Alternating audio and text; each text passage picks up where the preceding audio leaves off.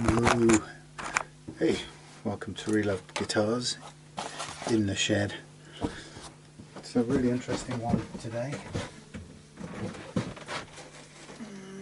Oh, I have to put the volume down.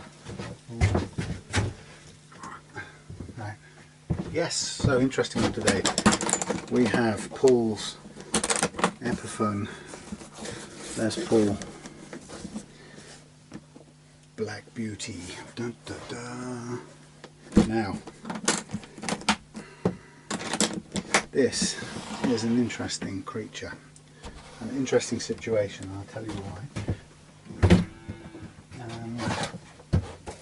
Right, for some reasons. So, first of all, you may be able to see already. Look at the state of that.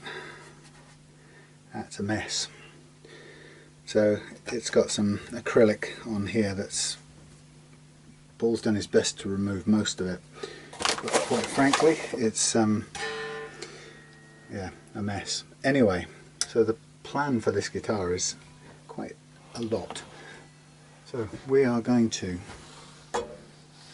take it apart, get back to the bare bones of this, take all the electrics out, everything off. In fact, going to do my best to clean out all this stuff and buff it back up, so it's going to be quite a challenge. We might get everywhere except down the edges here because of the fret, so we don't want to buff. Then we've got lots of other things going on. We've got a Bigsby B7, an actual genuine Bigsby. Holy cow, it is. Yep, Bigsby B7 to fit. Yeah, really, it is a one. There we go. Bigsby B7, and that has a adapter plate, so that should mean fitting without drilling. That's the idea. We've also got a really nice set of Kluson tuners that he wants fitting, and a replacement bridge of this type, which is a bit fiddly to intonate, but it's a prettier looking thing.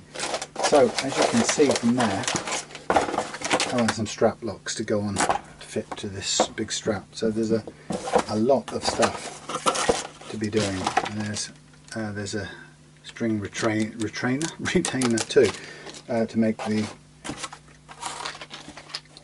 easier to put the strings on without having to hook them over those little things.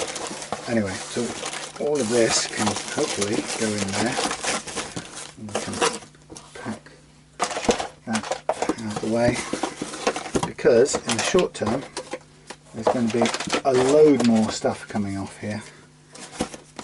All of this is going to come off, so I'm going to get these pretty much tidied up in this space. Not a lot of space actually, but I do need to put all this stuff in here. In fact, there's no space at all.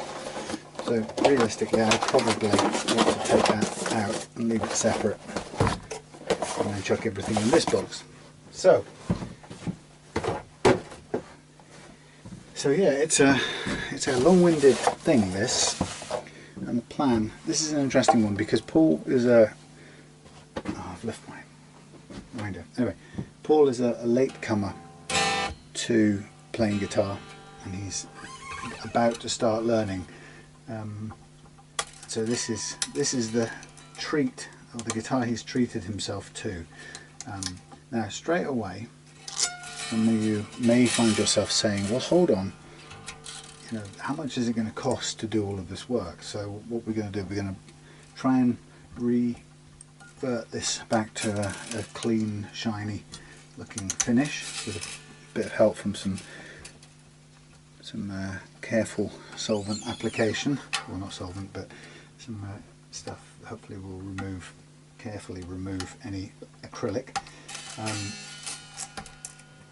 Then we're gonna rewire these pickups completely to bring in some out of phase tones, which Paul wants just for fun to have available. So kind of I've planned a 10-tone.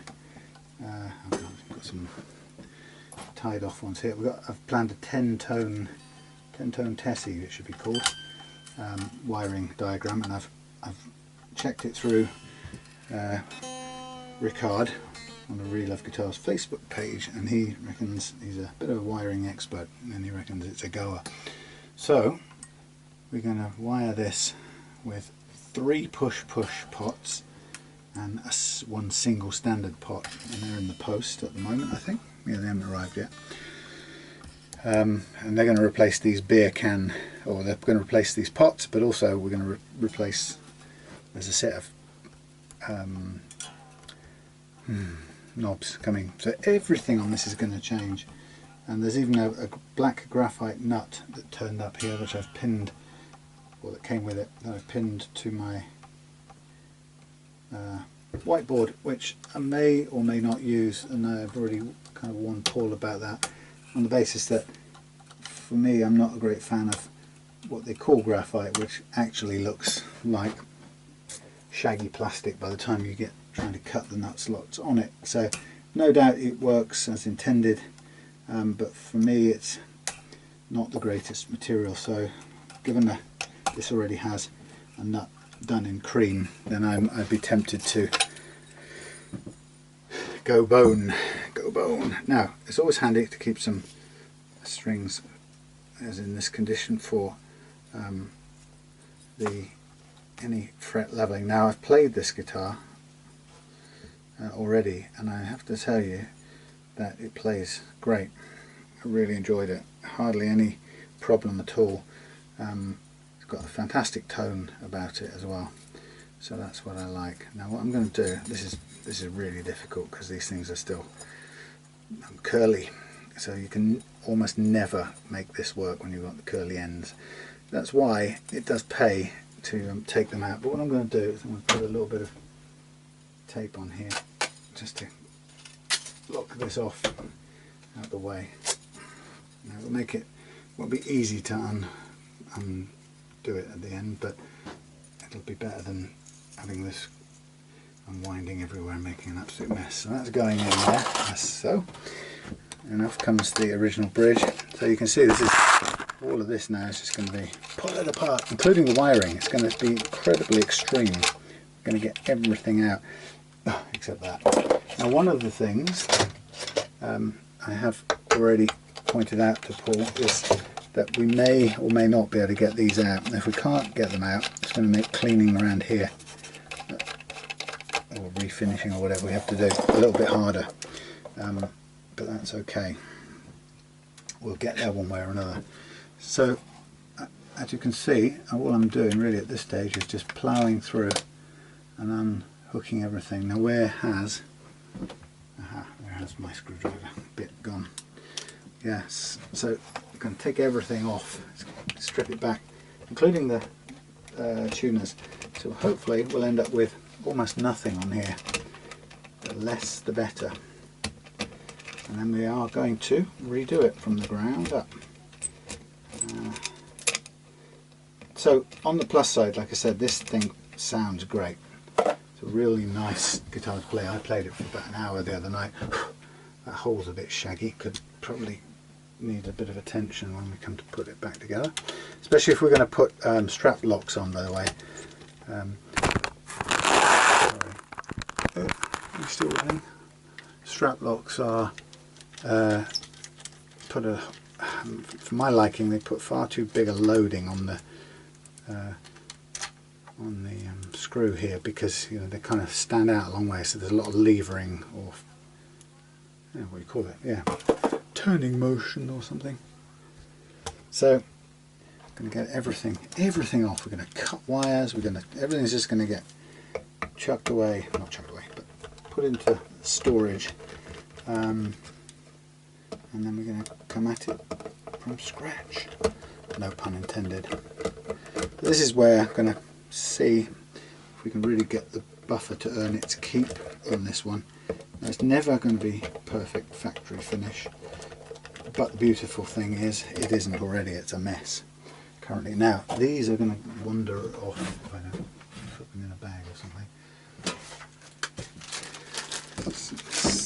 This cardboard box has a sort of loose bottom, as it were, and I don't want that wandering off, the screws falling through. So yeah, so given how bad the condition of this is now, I'm fairly confident that we can improve it. But like I say, it'll never be day one out of the factory finish. It's kind of impossible to do that. So we got full-size pots in here, which is good. I don't know if it's unusual, but it's good. We've got a very nice quality switch in here that's barely fits in there. It's actually too big, so it might be one of these exotic switchcraft numbers. These are alpha pots, which are actually nice condition or nice quality. They've been wiring and soldering looks pretty good. So somebody who's either redone this, or the original one was done in a nice condition. I'm going to be very careful with this. I hate these things. There is a better tool for this, and I don't have it, so I just use it to get the thing moving as far as I can. Now, the switch, I haven't thought about replacing the switch because it does, as it happens, it looks pretty nice quality. So this bag is going to contain basically all of the little screws that are going to come off here, including the scratch plate. This is quite exhilarating in a way when you take something down from scratch into nothing. You see it. I mean, if it was a bolt-on neck, that would be even more complete, you know, right down to the component parts. But obviously with a glued neck, you're sort of, that's it. You can only go so far down the line. Pull these off, and you can probably happily lose the bottle tops on the way. Yeah, they've just been super glued on, but that's okay. We've got little marker things which we can reuse as well. I think we'll want this off at some point. We'll want that nut off as well. Let's have the truss rod cover off. Everything, in fact.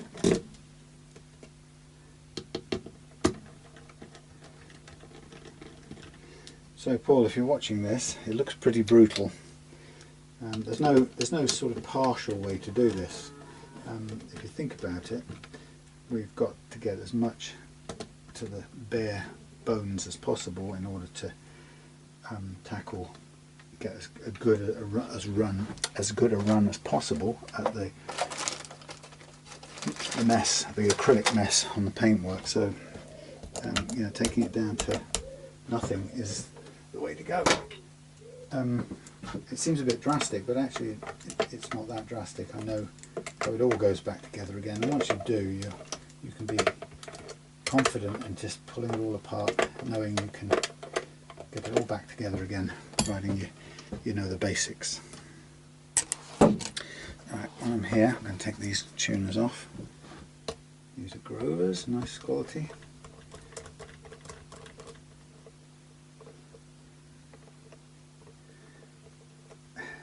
Now, okay, I'll just take the screws out first, and then we'll do the nut on the other side.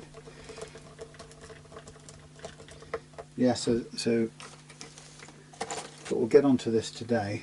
Behind me, hanging up, is my nemesis. It's Hugh's Indian-made Sun Mustang, which I've refretted twice now. First time, simply I wasn't happy with it, and by pure chance, there's a spot on the neck that was lower in the position of, well, it basically included one fret.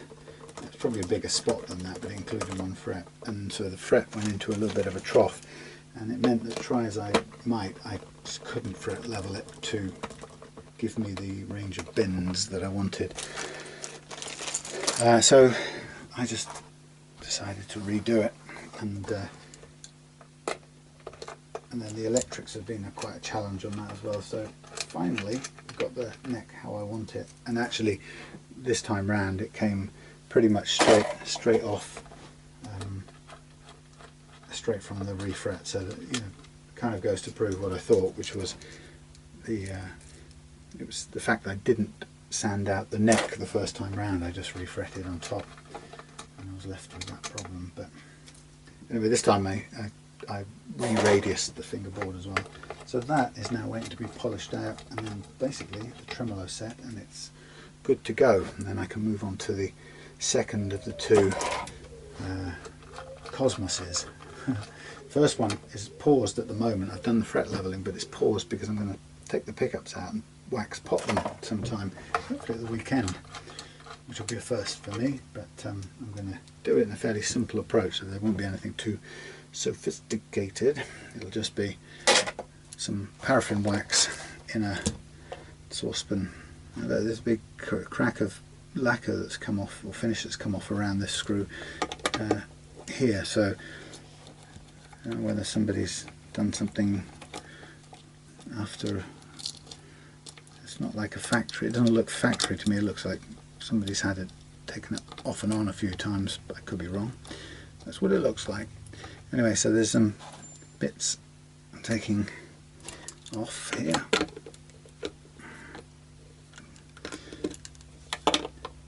So decent enough full-size pots, but we'll replace all of them, I think. Certainly 3 of them are going to be push-push switches anyway, so that they're replaced.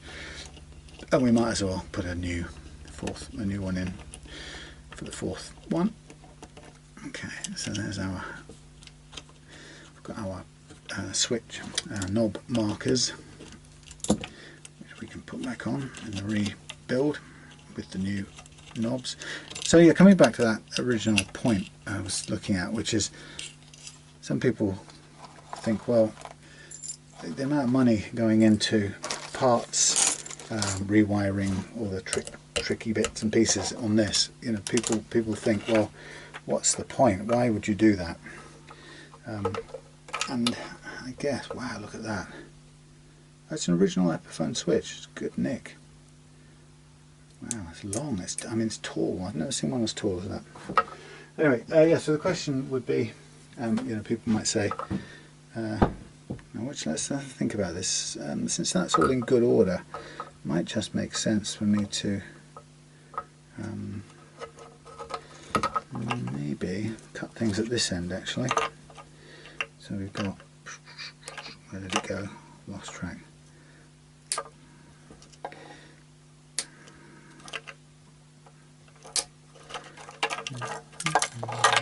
Oops, maybe there's some more washery bits. Yeah, so the question is, you know, why would you spend more money? So this isn't exactly factory. What they've done, very clever. Okay, so these are live lugs. So somebody's put a little piece of masking tape over these lugs in case they touch down on this slightly uneven conductive paint, which is obviously the shield. So it's a good move somebody's thinking out, and I'm not sure if that would have been factory or whether somebody thinking about that after the effect. But anyway, yeah, so back to this original question, why would you spend so much money?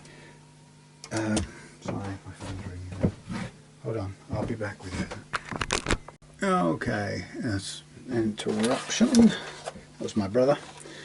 Oh, that was my brother Steve Paul. Not Steve Paul, but Steve Paul.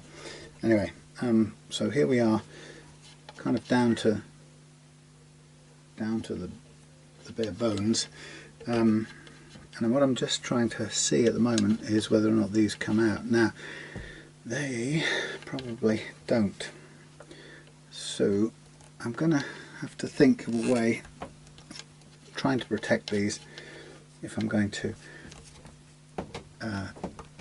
buff over the top of them. Ah, bloody hell, that hurts. And I don't want to start levering them, and there isn't really there's not a simple direct up thing. There probably is some sort of tool somewhere that will go whoosh and lever these up, but I haven't got it. So unfortunately, without that, I mean, the question is whether they're glued in or stuck in, and that's kind of impossible to know without getting a bit of leverage on them. We can either sort of crank them up.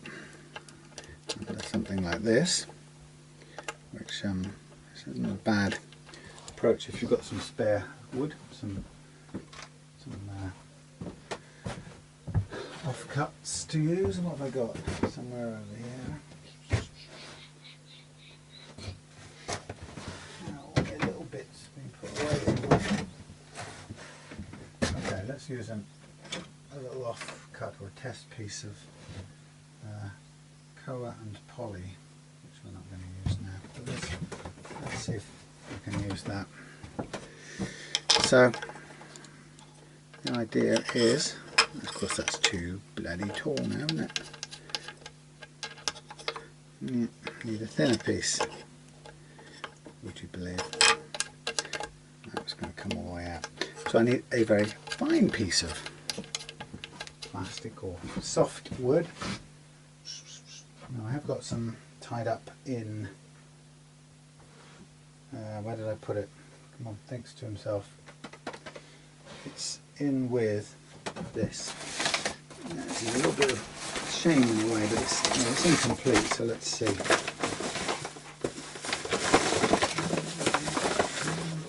Alright, that's not going to work. It's imperfect, to say the least. It's a spare temporarily. It might just work for this purposes. So, okay, well that's one way of doing it, I guess. Take it down a bit. No, it doesn't sound like it wants to come out. No, I'm going to leave it so you can get a bit of a sense of it, but if it's not coming out, it's not coming out. And I can hear it sort of pulling on the finish, which I don't really want it to do. So,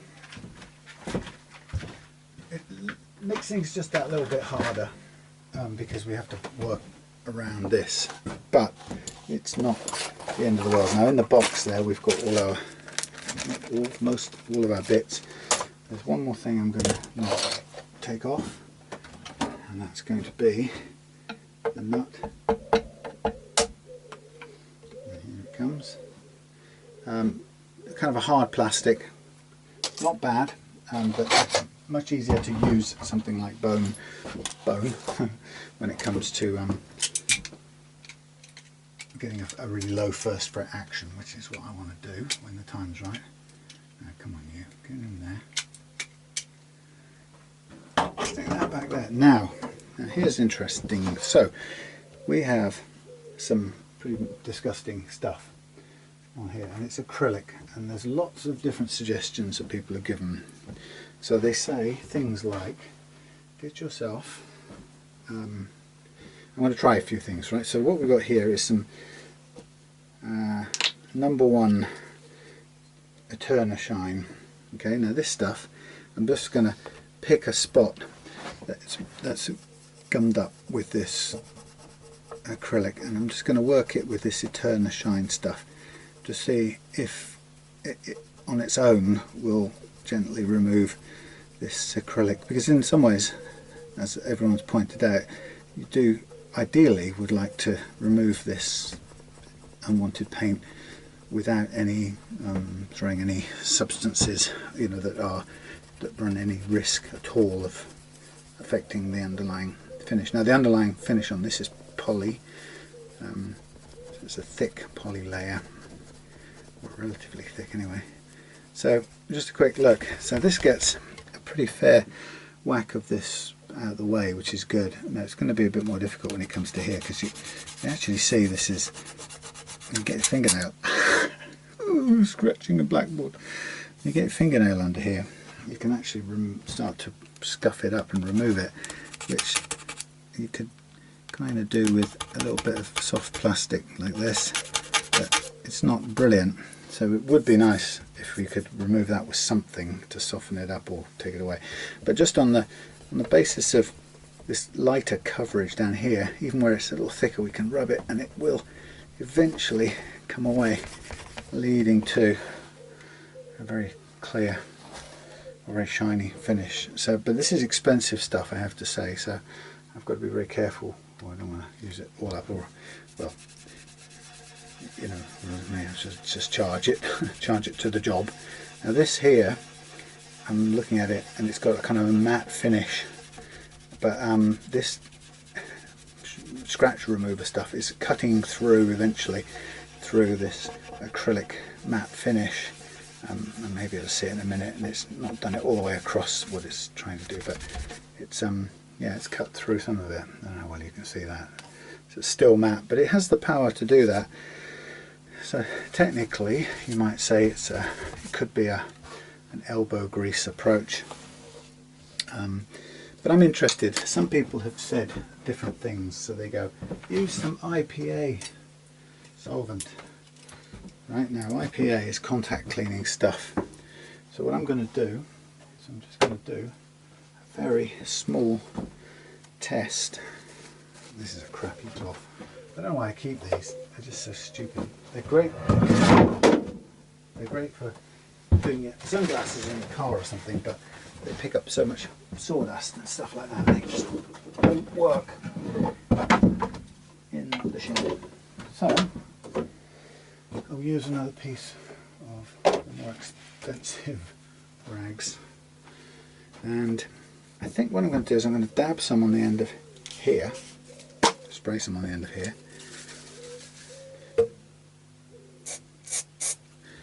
and see what happens right in the middle of this little bit here. Okay, so now first of all, it appears to make it look like it's gone, but we don't really know. It's yeah, okay, it's sort of done something. Now let's get a bit more of this super shine, and we'll attack into the middle of that spot with the this is what's called a Turner Shine scratch remover, and it's sold to guitarists, especially for guitarists, guitar finish.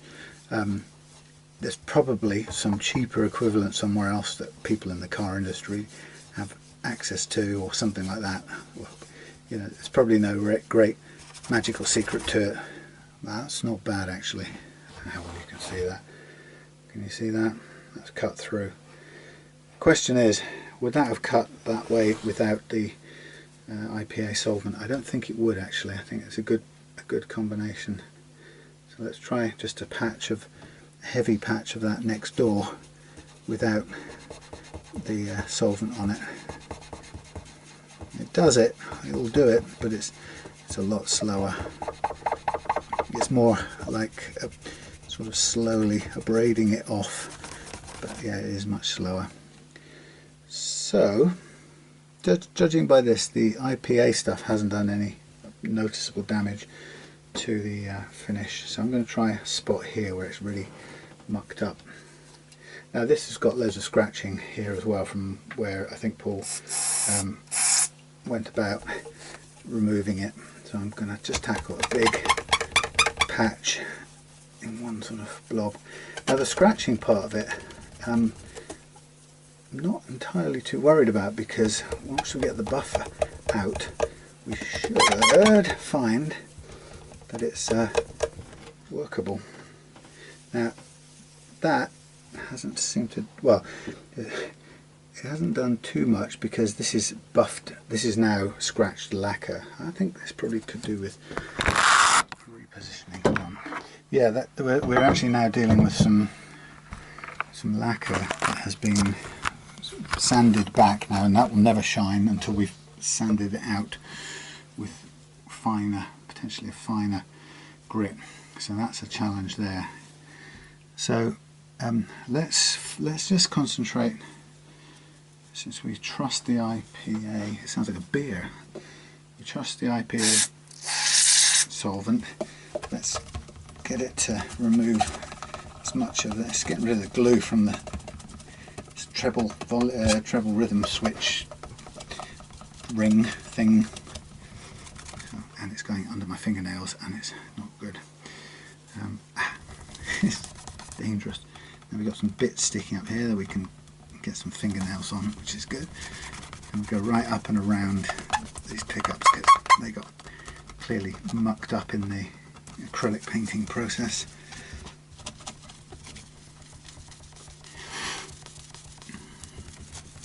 Okay, It's still not looking fantastic yet, but I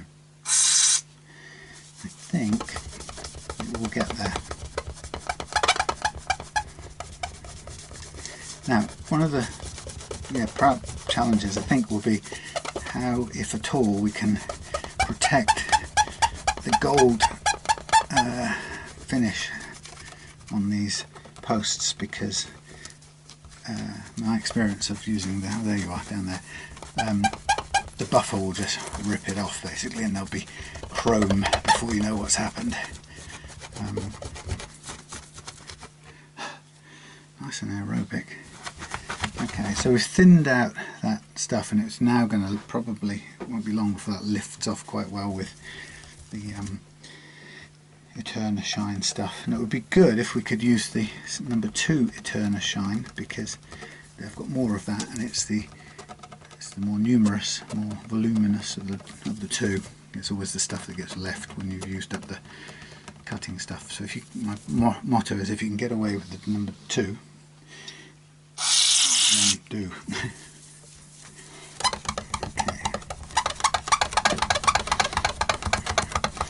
This is taking a little while to get through or soften up this acrylic. You can see it starting to kind of pull it away at the edges, and kind of, it's not going to be quick. But I think, Paul, you're going to be pleased in the end with what comes out. It doesn't look like much just yet. A challenge will be sanding this up further to a point where it will buff out. So we may have to go at it with some a series of grits, and then out to some micro mesh. I'm not sure how easy it's going to be to get all the way up to these posts. It's just it's one of those things, when you've got things sticking up there, it's very difficult to get, you know, to get right up to the edge of something. But we can try.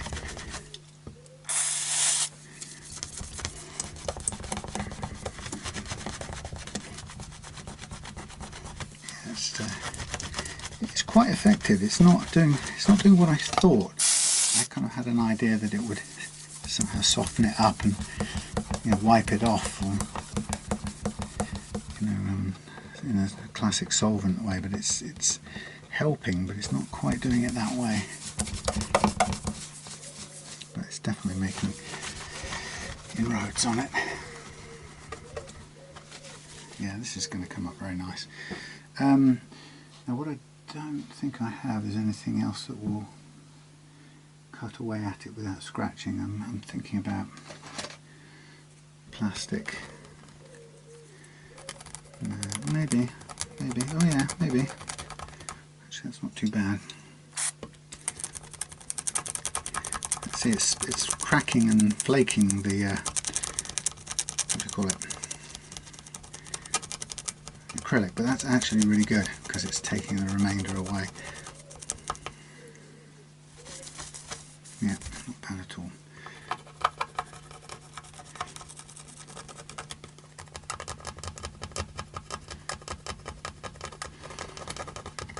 I'm going to get to right to the edge of the post. I think we just about can actually.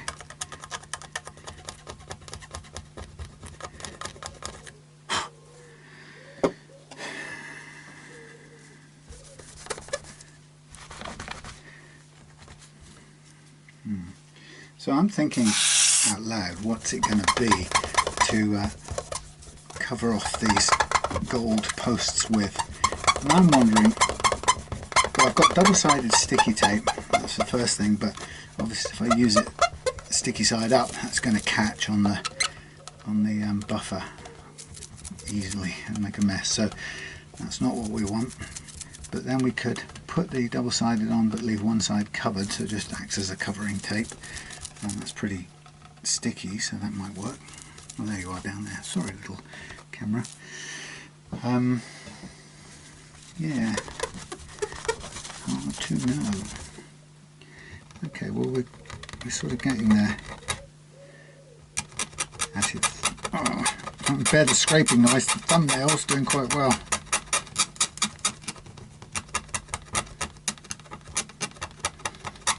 Oh god, it is like chalk, fingernails on a chalkboard.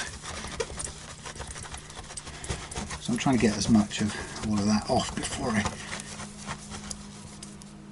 have a go with the expensive Eterna Shine.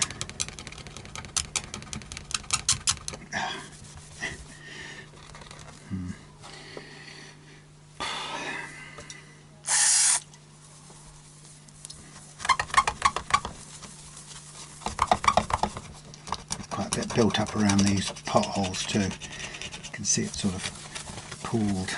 Now you could, another way of doing this, if you really couldn't get this stuff off, then you can obviously you could sand the whole lot out, and then of course you've got to work your way back from scratched up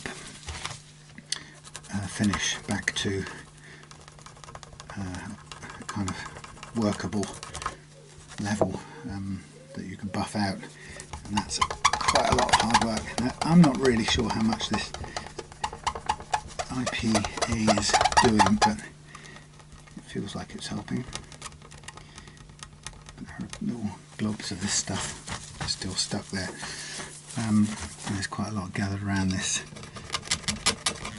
pothole. Would this work? Well, yes and no, yes and yes.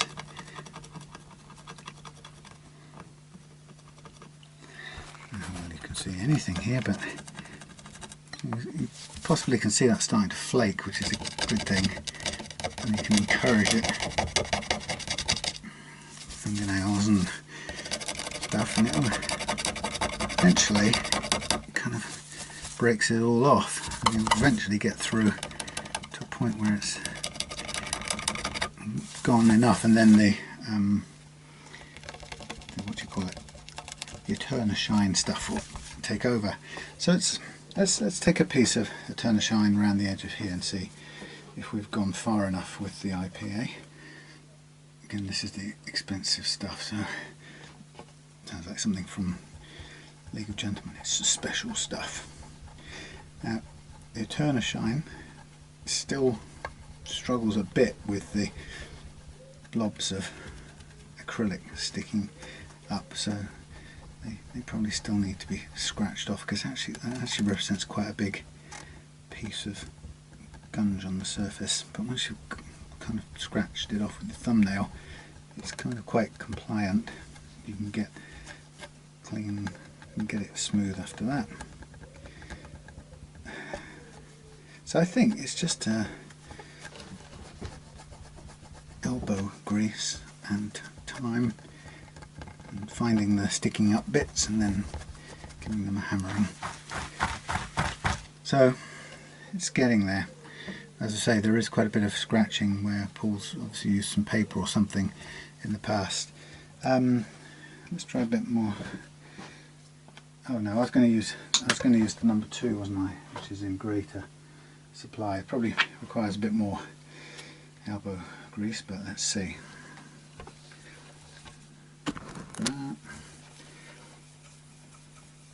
This is wonderful stuff, this Eterna Shine. I saw it, you know, when I first started doing this, and somebody swore by it, and I thought, right, I'll give it a go, and it really does a fab job. And I treat myself to 2 tubes of it every now and then, about 30 quid by the time you've paid the import duties and whatever, or wherever it comes from, I can't remember now. But okay, so yeah, it's getting there, definitely getting there. It's looking a whole lot better. This is going to take some time because there's quite a lot of this acrylic stuff on the edge here, but again, I think I'll switch. Now what I haven't done is leave this sort of sink in before, so I've been a bit nervous about it, but let's imagine we let it collect and sort of rub it in a bit. Probably not at all good for my skin, but there we are. And then Let's see if any of it comes off.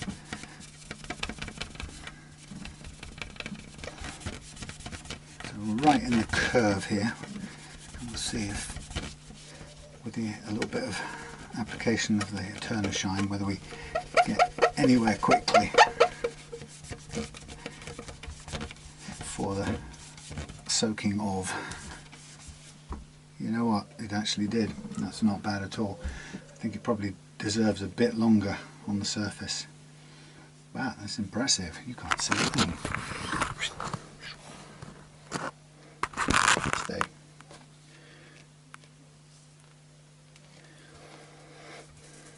Well, you're going to like this, Paul. Well, you must already, probably, if you're watching. It means you've got it back, but yeah, I think it's the biz. So that we are limited by the actual scratches on the other side. So a certain amount of this stuff is acrylic still on the surface of the poly, but a fair bit of it on the front side is physical damage to the poly, which is gonna, that's absolutely brilliant. It's gonna have to be lightly finely polished out as much as we can before buffing. And actually I think you'll find the buffing is quite impressive in its own right. So okay, I'm gonna take my own advice here, and I'm gonna let this stuff sit for a bit and get it sink in.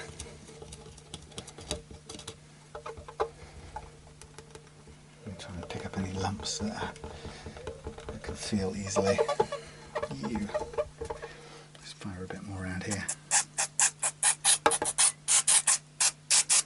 They're everywhere. Yay.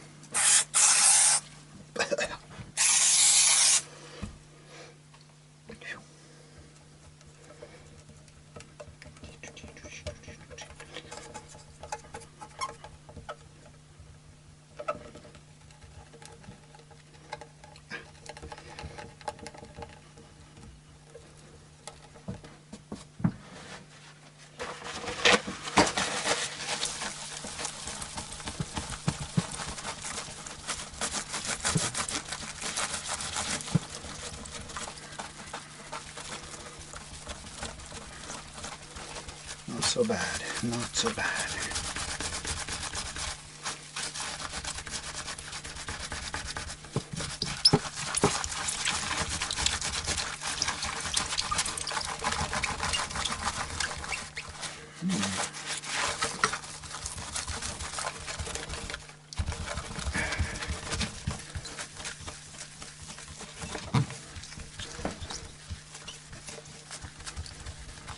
Well, that's encouraging. A bit more to do, but we're in a sort of good place. I don't know how much. There's a lot of scuffing going on here, so I don't know how. It's difficult to tell what the grit of that scuffing is, because. But what I might do is I might have an attack with this stuff and see if a little bit of number 2 on here improves this permanent scratch in any way. And if we can get that with some elbow grease, if we can get that improved, then potentially the next phase of the buffing could finish it off quite nicely. So I'm just trying to take a single patch here and improve it on the bit adjacent to it, which hasn't been done this way.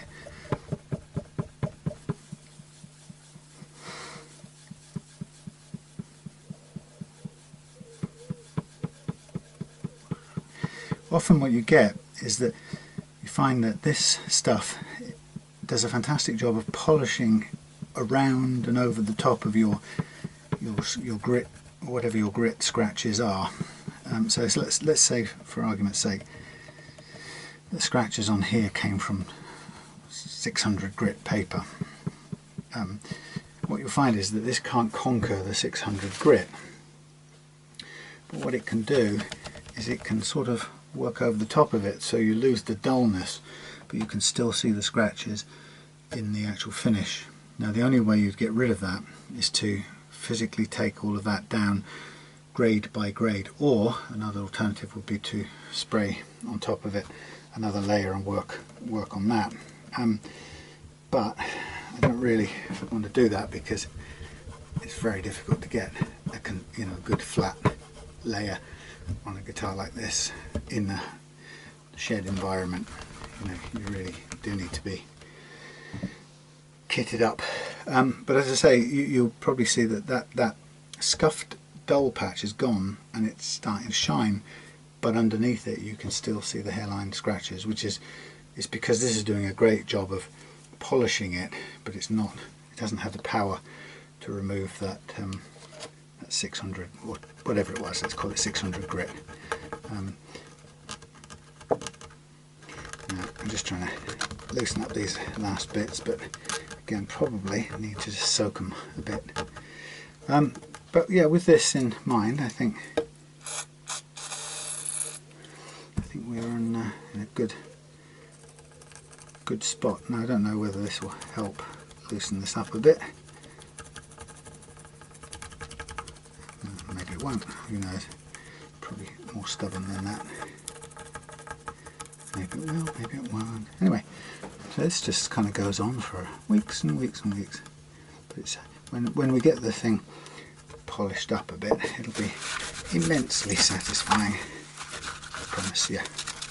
Well, that's not, yeah, well, I was going to say it's not really taking all of it out, but actually what it's really doing is it's leaving behind a sort of a light scuffing. So theoretically now we could potentially work round this. I don't want to obviously rub it too much against it because that will remove some of the gold, which we may lose anyway at some point. But so just going up and around here now, let's see if we can get it looking half decent, and you still see some bits. Again, with a bit of fingernail and Eterna shine together, you can sort of lift any of those last little bits and still see some hanging in there. It's a very mild abrasive, obviously, this Eterna shine, so it's not cutting very much, but it's can be just enough to lift those specks of acrylic that are still on here. And elbow grease is renowned as a fixer of almost anything.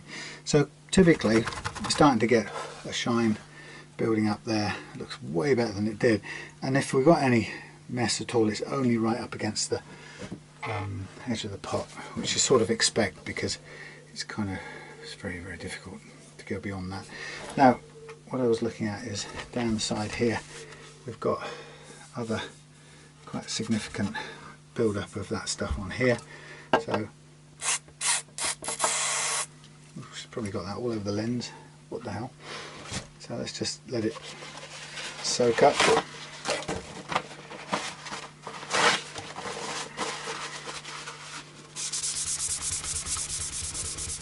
see what we can lift. Oh, it's quite thick a layer around here.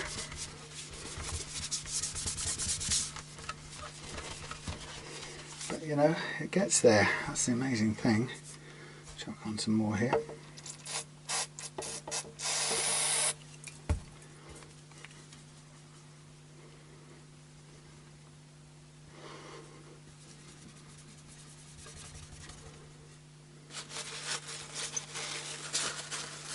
Yeah, I'm pleased with this.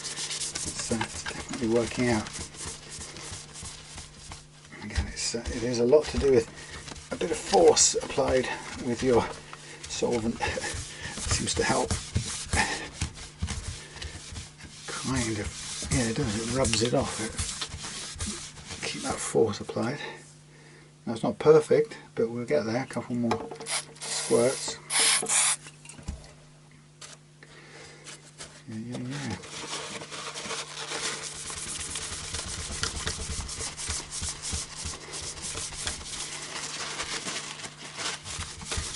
Well, it's good progress today. I'm very pleased. That's turning out to be easier at this stage than I thought. Yeah. I'll just get a bit floating on here.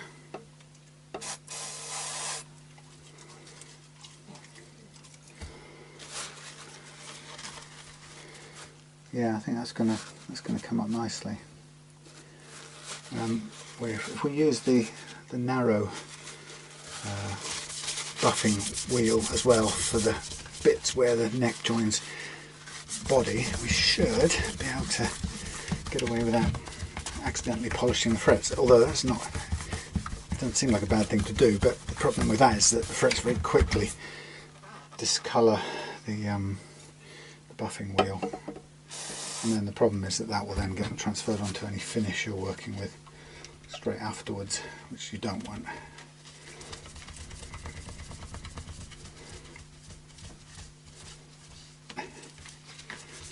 Yeah, this will get there, it's not far off.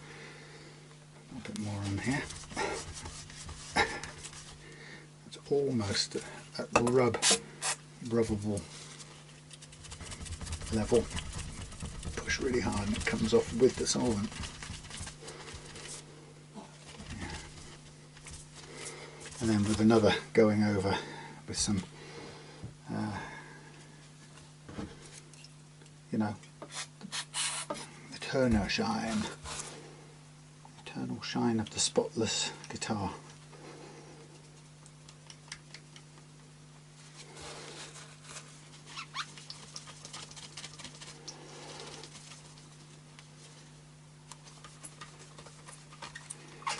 Yeah, that can be done at a nice slow rate.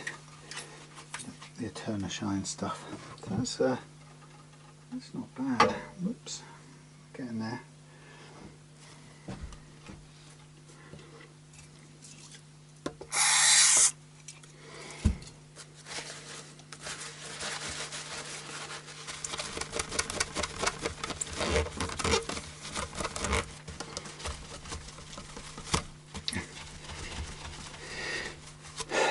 Good aerobics as well.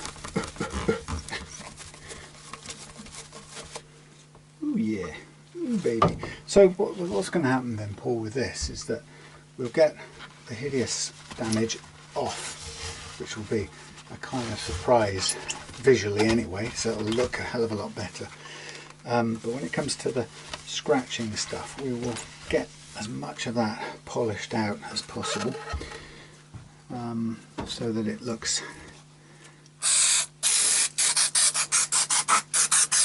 as near to shiny as we can. But like I say, there will most likely be some small amount of very small scratching that you'll still be able to see, because it's practically impossible to get it out short of sanding the whole lot through a progression of grits, which we don't want to do because it involves doing wider and wider areas. So it's got to be really bad for you to want to do that, because basically you're essentially stripping the whole guitar back a level or a layer of poly, and then coming back out from that as if you were doing it from new. And you know, like I said, not to labour the point, but I'm not equipped for that kind of thing here. Don't have the conditions. Okay, now I think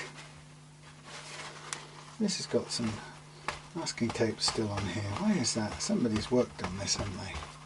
That's a good sign, I guess. It wasn't me that put it there, was it? No. Yes, this gives the impression of having been upgraded. I'm not sure these would have come with full-size pots or anything quite as good as that, so wouldn't surprise me at all.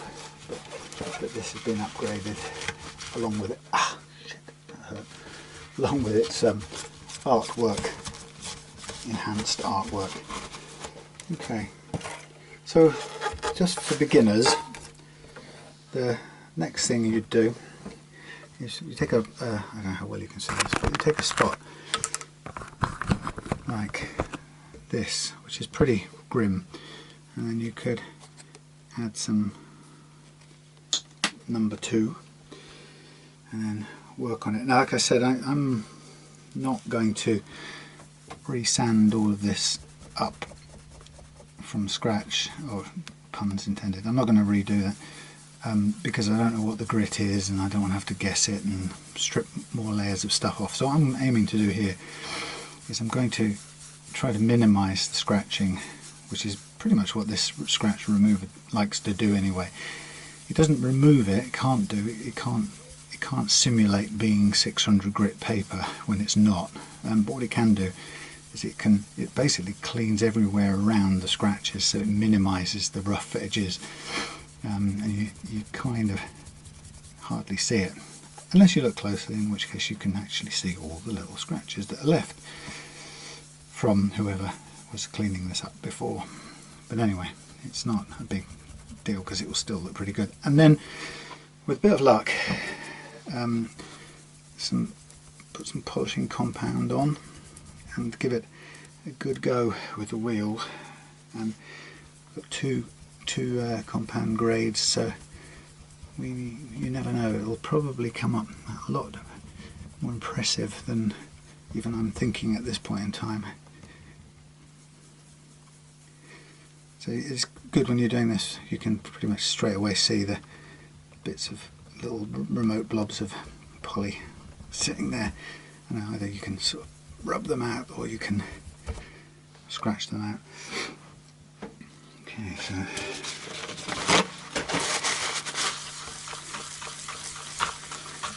yeah, now that's getting to the point where it's almost making the scratching invisible. Well, at this distance, a foot away, you can't really see it, and certainly if you're playing it you can't see it.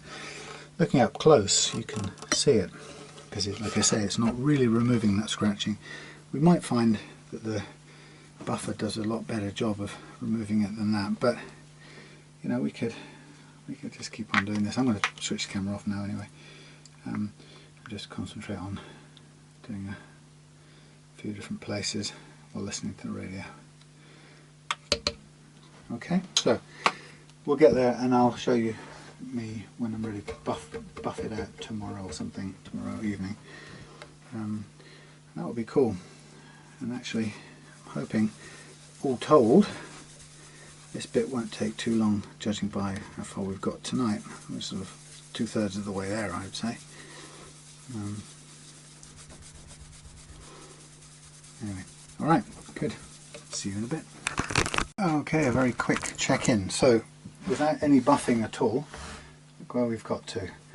Right, that's just with the IPA solvent to get rid of or to soften the acrylic, followed by some Eterna Shine polish number 2, and that's got it to there. So I'm pretty happy with that, and I'm confident. I've got to do the back and the sides as well, but I'm confident that when we get that on the buffer, that's just going to shine up beautifully. And like I say, you'll still be able to look right up close and see the scratches, but you have to admit, from a little bit of a distance you wouldn't notice, and that's going to feel and look like a new guitar.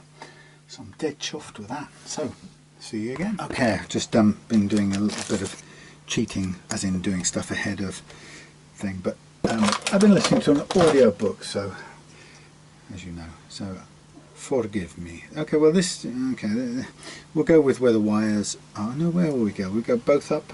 Well, this should tell me, shouldn't it? I guess we'll go both up. Both up, man.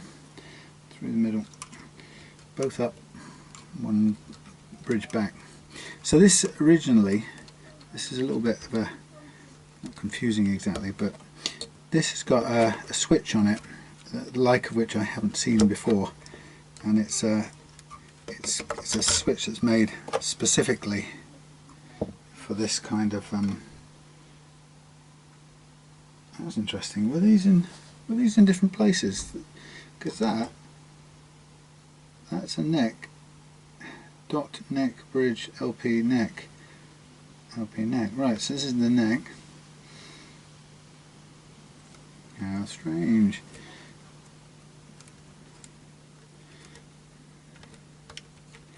Don't tell me they've got them in some funny other configuration that I need to know about.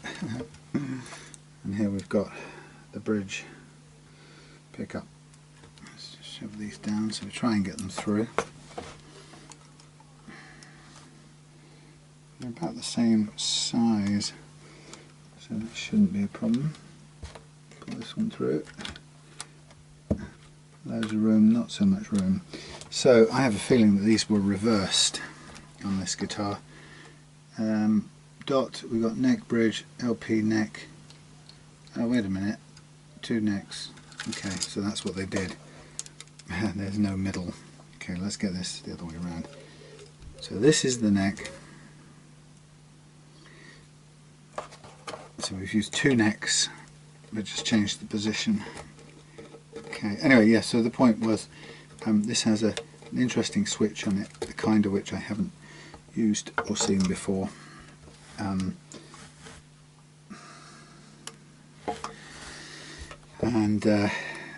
It's not actually one I can figure out, so I'm going to buy another switch for this. You could use it because it's an over-equipped... Oh, come on out of there, please. It's an over-equipped switch. It's got more prongs and functions than I need for this wiring setup. Black Beauty. But it was... And done. interestingly, this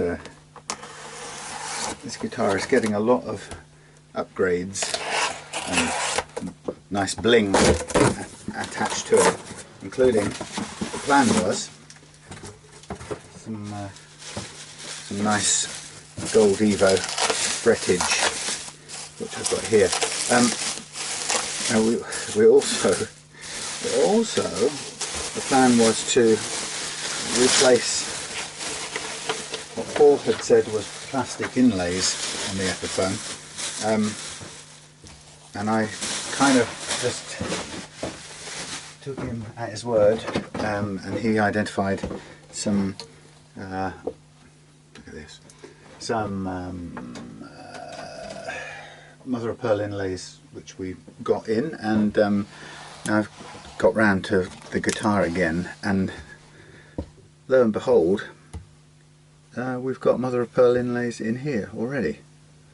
So I don't know really what's going on, because that was an expensive purchase of those inlays. But now looking at this, I have to say that these 2 things I can tell you straight away. One, that these are mother of pearl and they're fine, and you know, they're pretty looking. And the other thing is they're a completely different shape. These are square, not trapezoidy thing, you know. So this, not only would it be a pain to get these out, they're pretty well done actually, but it would be very difficult to get these out. But the other thing, it would be very, very difficult to route out. I don't have any templates or any means to route out a completely different shape to fit the other ones. So I think we're just going to have to keep those off for spare. I think it's not a good use of money and time to alter those for the sake of a tiny curl. They won't look any different from these other than the slightly flared edges. So I'm going to make an executive decision right now.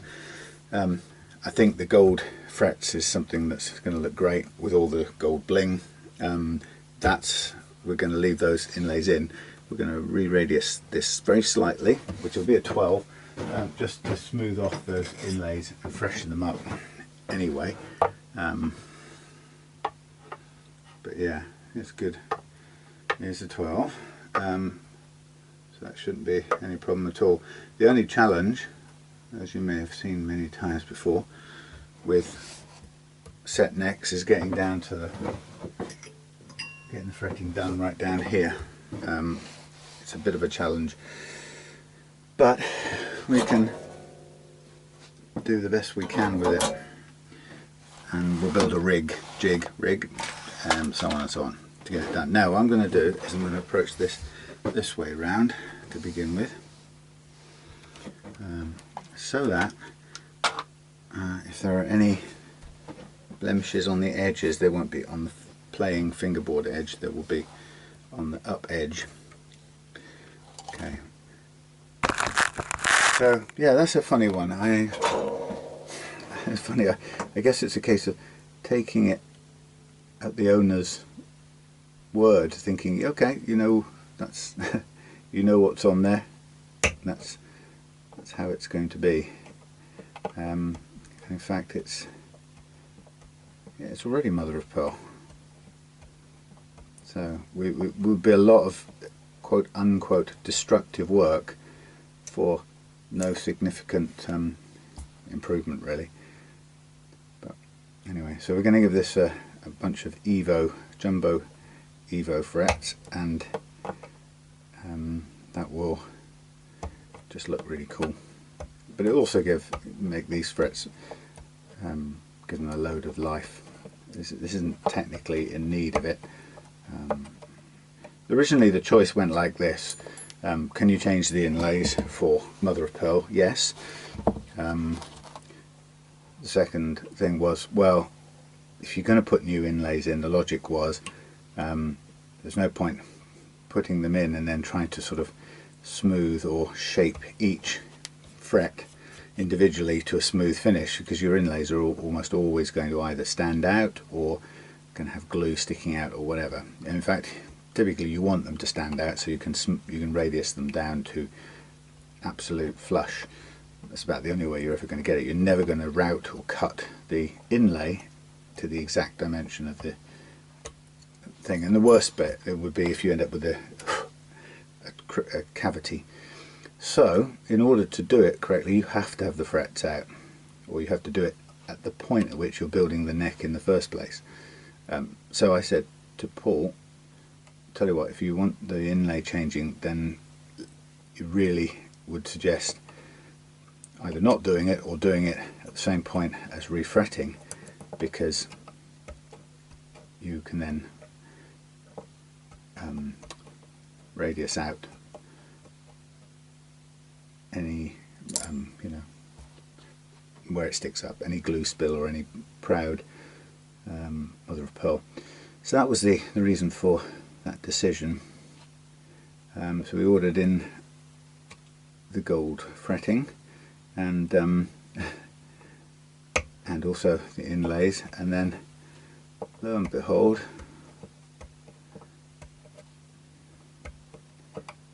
that happens. It's only 40 quid for a set of inlays. Now maybe maybe someone can use them again. I'm hardly, to be honest, I'm not likely to use them, so it may have to be, maybe Paul will sell them at a small loss on eBay or something, I don't know. But now the thing with a guitar like this, we have to refret this successfully, we have to pay amazingly close attention to cleaning out these slots, because we're going to fret over the top of the binding, and it's quite a tricky process on a set neck guitar, because you haven't got a lot of room. You can't clamp with the same even pressure you can at the lower part of the neck, which you can feed into the fret press. This upper part has to be done with hand clamps or tapped in place, and for that to work you've absolutely got to get your slots cleaned out, ready in the best possible condition, and that is harder than it looks. So the tendency is for old glue or whatever crud to build up in the corners as it meets the binding, and so that, in my experience, is quite often where you'll find the fret ends don't want to go down because whatever gunge builds up. So you need to find a way of cleaning out right up to the edge. Now I've made a few little bits and pieces, but I've also got some very tiny drill bits that they're not like Dremel heads, but you can sort of go into the corners with them to do your best to loosen up and blow out any collected material, and basically that's as good as you get. But the time spent on that cleaning stage is probably one of the most important things here. The other mechanical stuff about making the getting the frets looking nice and finished off and finished the ends finish nicely. It's more familiar. Oh, it's more routine. It takes time and some process, but it's not a rocket science. But this, the bit that's so important is cleaning the slots and making the surface ready for the new frets. And in terms of the slots, it's a bit you can't really see into, so you're going on feel and hope that you get that done correctly so that the frets will sit. Because if the frets sit nicely from the beginning, you've got a good chance of a very good basic refret followed by a fairly easy setup and fret level if necessary. I think, I have to say, I'm not sure if I've ever can remember a refret on a bound neck that's so good, that I've done that's so good that it didn't need any fret leveling. I think, and maybe I might be wrong, but if my memory serves me, I think it's usually on a unbound neck that you can get that sort of consistency of overall pressing that's required. Because funnily enough, you can over press frets as well, believe it or not. You know, wood is pliable and compressible, so you can actually squeeze the thing right down, so you push a fret a little lower than the others if you really swing on the press. So the secret of this part is to raise or get the fret end lifting without either damaging the edge of the fingerboard or pulling up tons of rosewood as you go. So a bit of heat just to soften things up if possible, and then a sort of gentle pull, and it's a levering pull as you can see to begin with, and then followed by a sort of squeezing pull.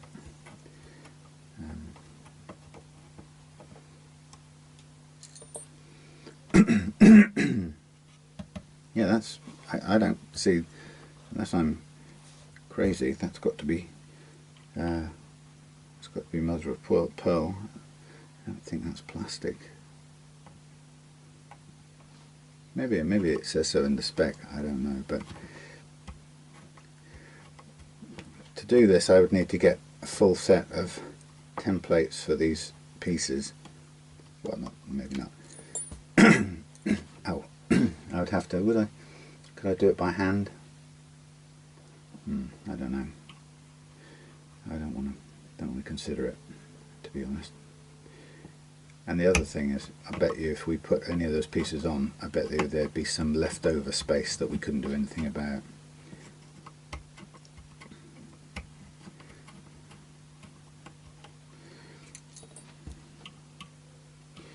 So from dots to inlays is probably a good idea, or from, you know, putting inlays in at the stage where you're making a neck from scratch. It's a good idea. But changing it, that's got glue. See, somebody's glued that edge down there.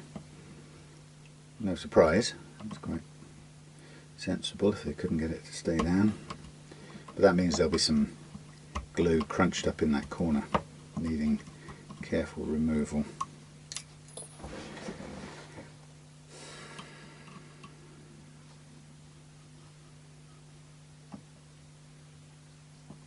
So it's been an interesting process, because this is Paul's first guitar, and he's been very keen and enthusiastic to get it the way he likes it. This is going to be without any disrespect. Some of the things that Paul's chosen for the guitar haven't been viable things to put on it or to use, or that maybe they're slightly the wrong thing. And it's an easy thing to do, you know, when you're new to the game. There's lots to buy. You know, the key things have been correct, i.e. well, I'm saying that right now, I think the key things have been correct, like the Bigsby and the Vibrato adapter thing. Those all seem to be the exact right things, but one or two things like the bridge that Paul originally bought for it. It looks great and should be a good quality bridge, really. But my experience is just a real pain to intonate, and therefore, not just for the guitar tech's point of view, which is significant, but also from the for the user's point of view. The last thing you want to be is struggling down the line to intonate your guitar. So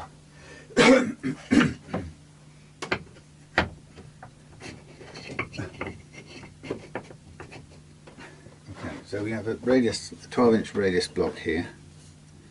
A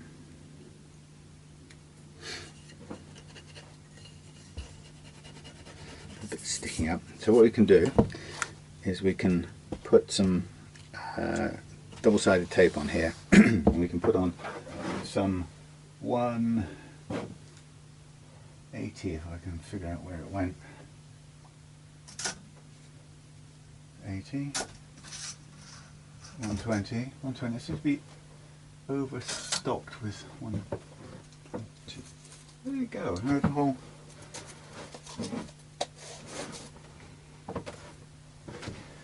How strange, strange. What we can do is 120 and then go to another grade.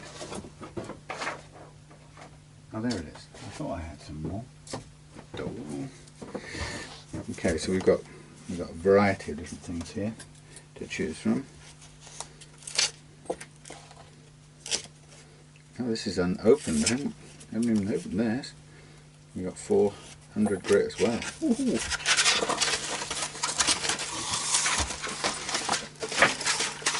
Sorry about this. It's going to take a couple of minutes to reorganise. The simplest way is just to drop it on the floor. 240. Is that what I want? Yes, that's what I'll start with. 240.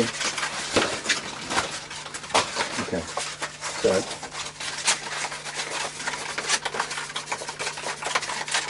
$2.40. Tell my guy down in the market, Paul, has got a new supply of paper in, thankfully. Let's just cut me a bit suitable for a minute before putting this somewhere out of the way.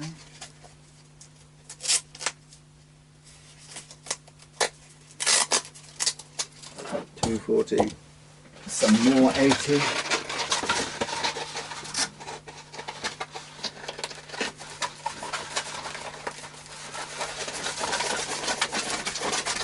So this week is getting this guitar done. So what I need to do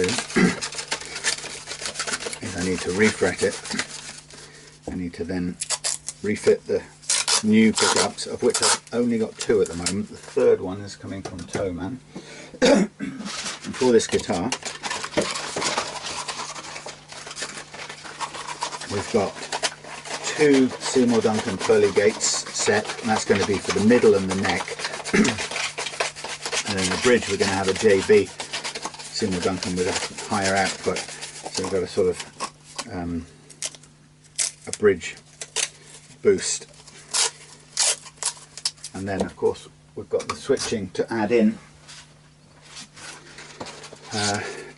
the, actually I need a bit of this, don't I?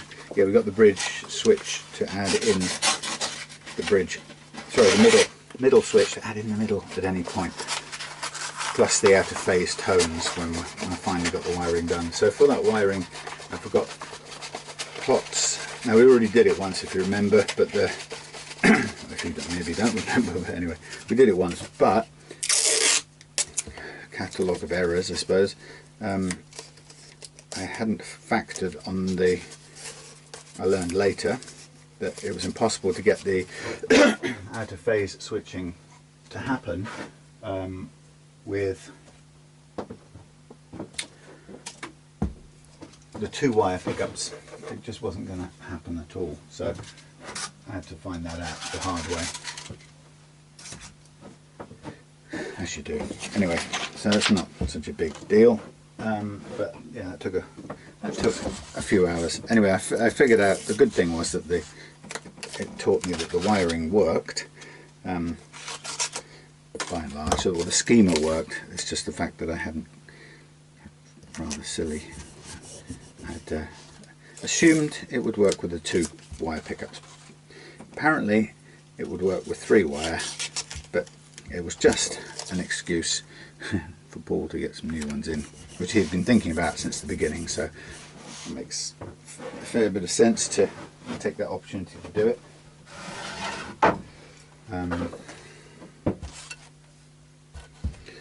Anyway, so that was the decision, to get some new Seymour Duncan once in a lifetime kind of set of pickups for Paul with his new guitar.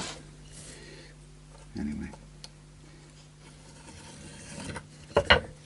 so the object is to get the fretting done, get the new pickups in, do the wiring again, which should be fairly straightforward since I now kind of know how the schema works and that it does work, and then we can get on to the setup part of it after that. So what I'm doing now is I'm just getting a block ready with 240 grit, and the idea here is to use this to smooth down and tidy up the fingerboard and take some off the slightly proud parts of the inlays. And it may be that contraction of the fingerboard over the years has left some of those just slightly proud. It's actually no issue at all, you can barely feel it, but this will smooth it out once again.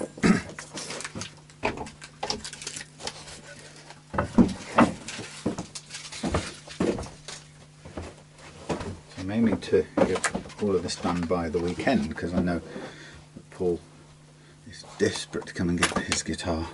So this is fingerprints and everything on here at the moment, but that's okay.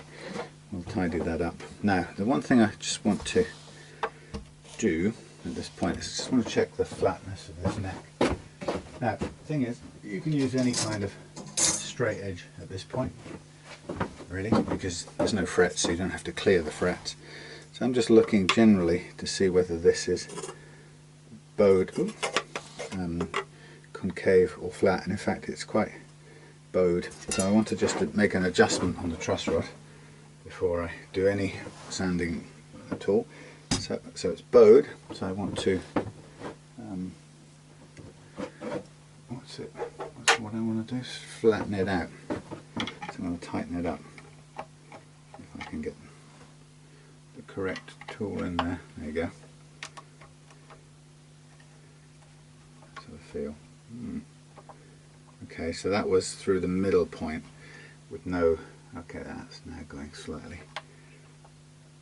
Okay, so that was in sort of two-way setting. This will have a two-way truss rod, and that was tight in the counterclockwise, not tight, but it was under pressure in the counterclockwise department, so that it had some curvature relief dialed into it physically. Okay, that's good. That's flat. Very good. So yeah, you want it flat before you do any sanding. And for sanding it, you want to put some support in it. It can't be that, it has to be that, because otherwise you can't get to it. Okay, so here's the fun. So the first bit I'm just going really gently, because it's taking the sort of gunge off. Double check, it's a 12, yes, not that bad. So we're just taking off the sort of gunge around the slots, because that tends to build up into a sort of ridge of crud. Now the fact that it's cutting the edges of this fingerboard first shows me that the fingerboard radius is actually just slightly off the 12, but it's close enough.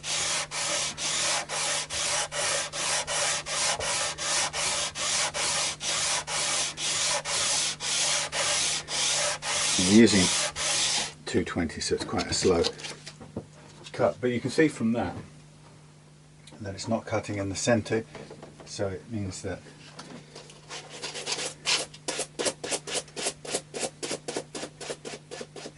this is curveder than the 12 of the fingerboard. But it'll get there shortly.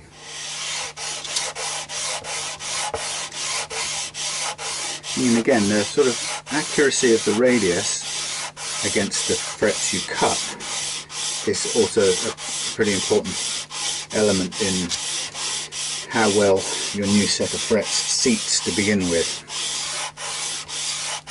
So taking the time to get this the way we want it is kind of important. And then you can brush some of the dust out of the way. Now it's not taking a lot, but I can see the areas it's not yet touching is in the middle. It's getting there down at this end.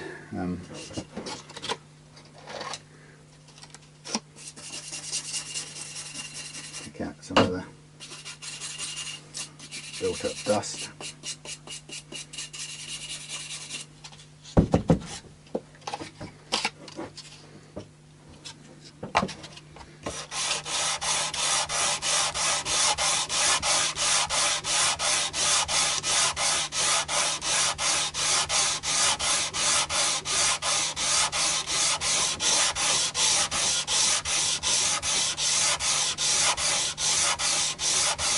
Yeah, compared to some fret levelings, some fingerboard re-radius things, there's not a lot of material coming off here because of the soft grade of the paper.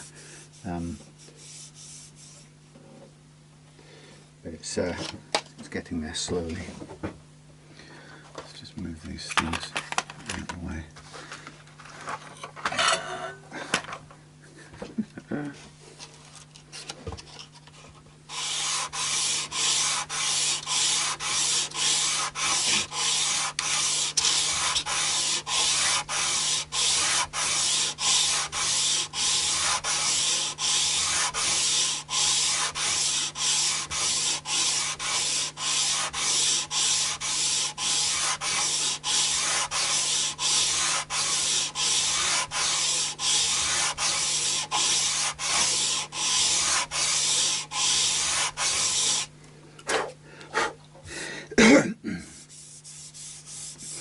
So you'll be able to tell when you're kind of right to the place you want to be, because the inlays will feel completely smooth.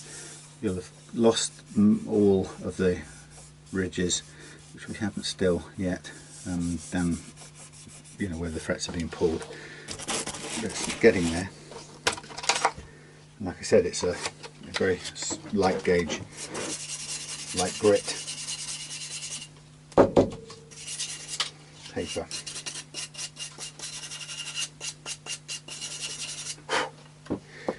Okay, well, I'm going to just do this off camera now for a bit and come back.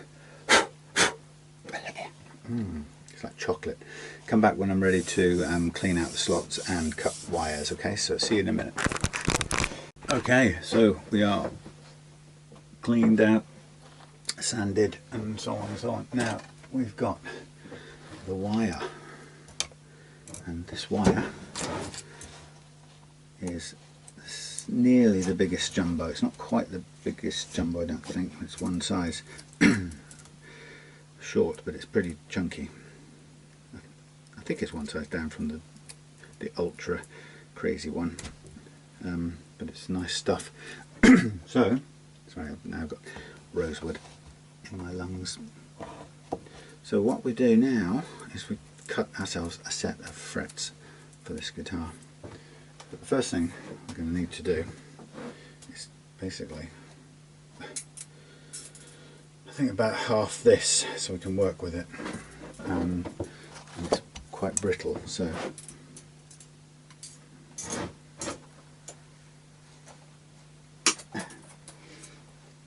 the first thing we can do is assess what the radius is on this already, and I think we'll find it, I don't know, sometimes they do it to 12. Actually that's pretty good. It's coming in at just over 12, which isn't a bad thing because it's nicer to have it a fraction more than you need, so it kind of grips at the edges, I suppose you could say. Okay. Let's run with that. Let's have a look at, let's cut one and have a look at how it works on there. Okay, so the great thing about this is we have to cut it like this, vertically. That's the aim. And hold on to the other end before it runs away. Pulling faces while I do that because it's incredibly brittle. Okay, so I'm just checking the radius against here. Yeah, that's not bad at all.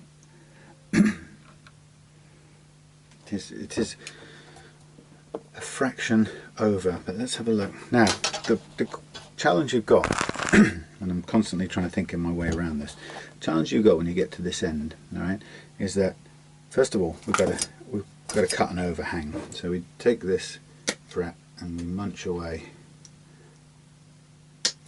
a big chunk of it so it's overhanging, which is great, and then we can sort of line it up on this end. But the first thing I want to do is tailor that end off.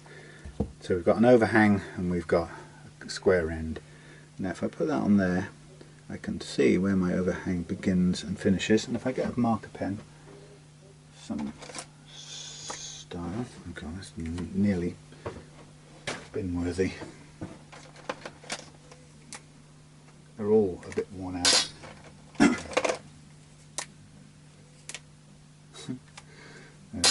Don't stay sharp long. Okay, so if I were to just mark the end for a second, then I can undercut this one at this end, down past that marker by a fair bit, and then cut to the line. Now that is overhanging at both ends, and we should find that the tang now fits inside the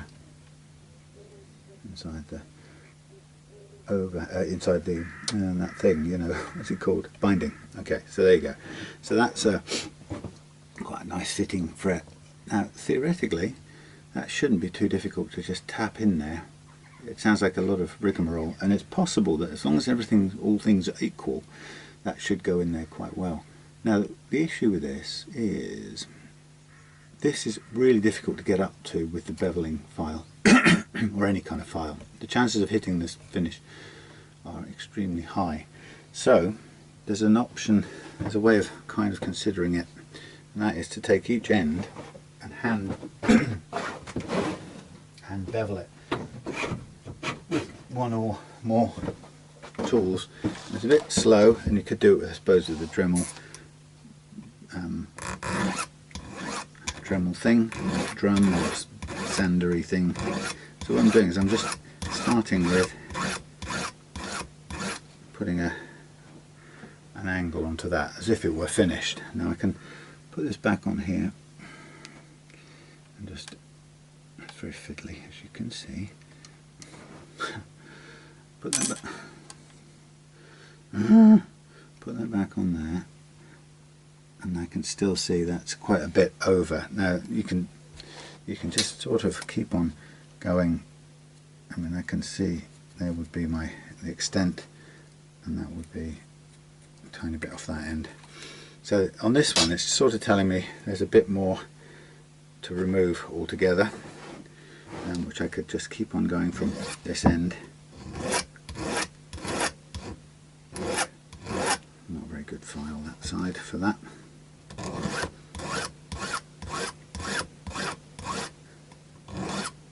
See if I get anywhere near that. Yeah, there's probably a better mechanical way to do this. You get Dremel sanding disc out. Of course, if you do that with something like that, it does get hot pretty quickly. Okay, so we're getting closer to where we might want to be. The lighting is just so poor here. But again, it's still extending over the sides, so it's difficult because you've only got something to hold on to here. So we could flatten this down, as in shortening it, which works. That's a nice square end. So, I mean, basically you could work away either end until you're exactly flush with the edge of the binding, at which point you'd want to come inwards. And again, I'm trying to do this in a way that I don't have to resort to trying to lock it in a vise and, you know, start squishing and crunching the fret. But there's the fret squared off at both ends.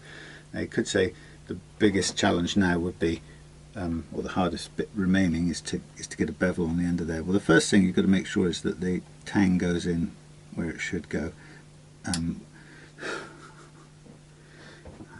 Glasses. Oh, let's look at it from this side where I can actually see the thing. Okay, so that could fit in there. We could come slightly this way. Okay, so there's my fret. Fits pretty nicely. I think to make this work, now all we have to do is the angle bevel, and again that's a matter of keeping this as straight as you can while you're doing it to get a fairly convincing end bevel. And I'll do it both sides. So the idea would be to get absolutely as much of this fret done and dusted before we get anywhere near gluing it in. And it might seem like a long way around, because the whole point of the fret beveling block, the beveling file, the edge beveling file, is of course it does this whole thing in one go. And here we're kind of going one fret at a time, but I think it's important enough on a refret like this, when you can't get very easily up to this top end, to get all of this done first.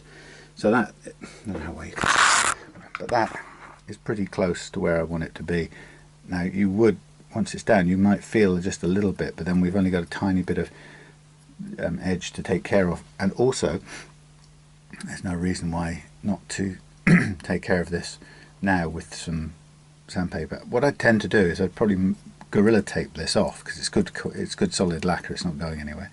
Put some Gorilla Tape on there, and then I can run up and down with the sandpaper to do the edging of this when all's said and done. So I'm going to keep the edging file completely away from this. Now, I don't mind using it up and down here because it makes sense, but up here we need to do these by hand. Okay, so I'm going to go offline and basically just do that for the next hour or so and get all of these cut to the size I need. I can even, if I don't normally do it this way, but let's say just try cutting to a line this time and see how close that is to begin with on the mark.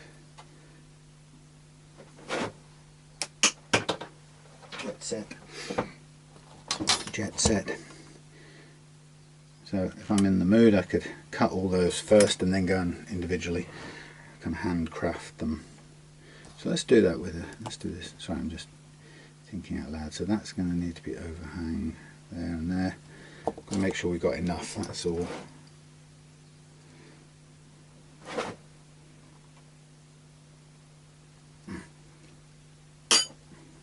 It's brittle, I tell you. So yeah, stuff like that. Overhang, a little bit of overhang. I guess this has been quite, I've been very efficient. I suppose we could do this, that production line practically. Change to different ones.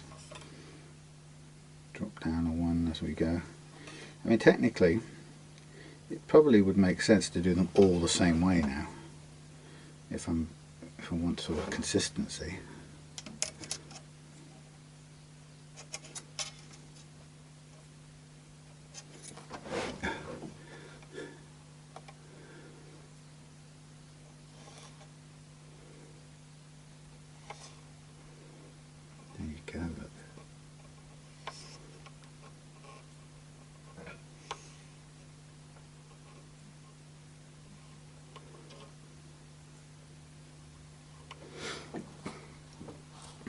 a whole bunch of frets starting from this end. Hello, sweetie. Alright, I'm on video just now. Have you been to the next door cat feeding? Yes. I couldn't find Simba, and then I realised he was asleep on the kitchen side.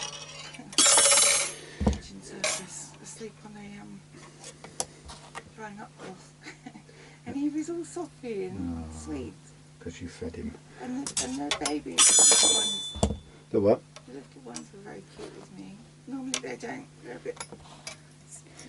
You become their new saviour now. Well, food. Because there's no one else coming. Food works in any situation, doesn't it? I just I came out. I thought I wanted to get some of this done early today.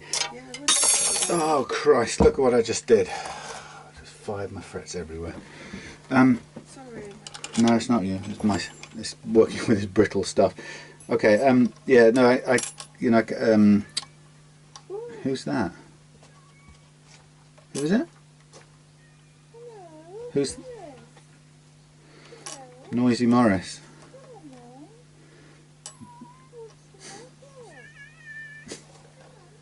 Talkative. Good boy, where have you been? Had a good night out? Yeah, have you? Aww. How annoying this is. I'll try and line these up now so they've got at least enough. Right, do you want some coffee? Yeah, please. Oh, what's the matter? Somebody in the tree. I see. It's the black kitten scaring me. Oh, that's the one making little noises yesterday. Oh, you're so sweet. Claire, another thing with Paul's guitar that I just discovered. Yeah. Oh, gee whiz. Hang on. I came out to thinking about putting these inlays in, Yeah. and discovered this thing already has mother of pearl inlays, and they're a different shape anyway. Oh. So there's no real point trying to go through pulling these out to, or basically just to change the shape of them. That's all it would achieve. From squares to. I think he thought they were plastic. Oh. But anyway, so now we've got a 40 quid set of mother of pearl inlays doing nothing. Oh, you need to put a note, NB. Yeah, don't buy anything until you. Must make sure things fit. Oh, this brittle stuff is hard to cut. I'd move the guitar out of the way. No, it's alright, I'm doing behind it, but it needs two hands really. And not minding where one half of the thing goes.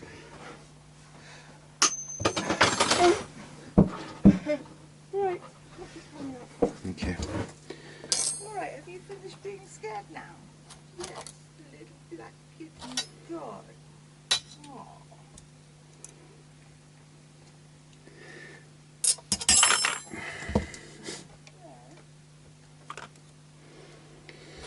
Noisy, talkative Morris.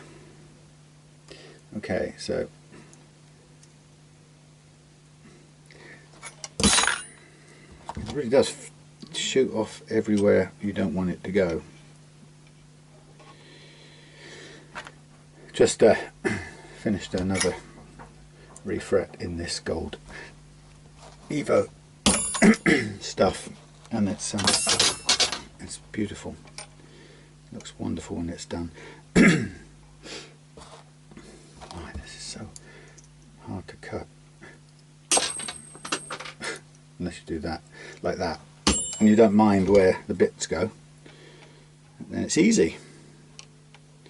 Okay, so you can see we've got our first pile here, and then we can line up the final 1, 2, 3, 5 or something.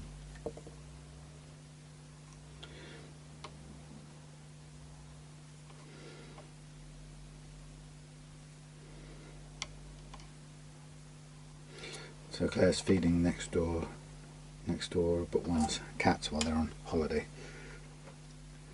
So it's a first thing in the morning chore.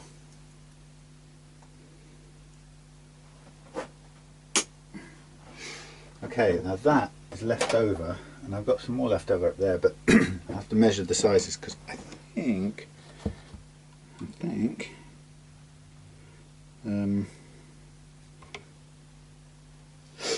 that, well, I know there are two different sizes going on there, so but I may eventually get a whole guitar out of it. Now I'm losing track of which end is which here. Too big, that's that end. Hold on to it if I can.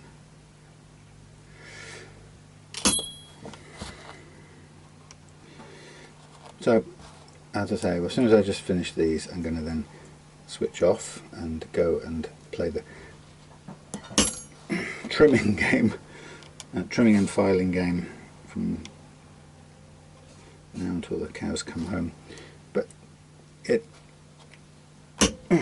really does make sense if you can take the time to get, especially with a set neck like this, and you can't really get up there to do the fine beveling and so on, because beveling is a tough process that requires a lot of force anyway, and the problem is on a guitar like this with a set neck, the minute you start applying lots of force, that's where you have errors and run into problems.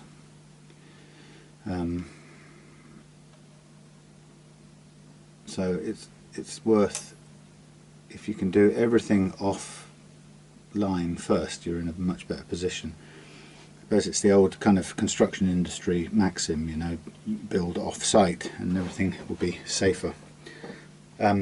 So I will go down each one of these sides and cut an overhang first, and then come back and trim that as my start point. It's fairly by eye, so there's my start point, and I can drop that in there to there, and then line up my next edges. I don't know, maybe it's the right way round to do it, maybe it's not, I don't know.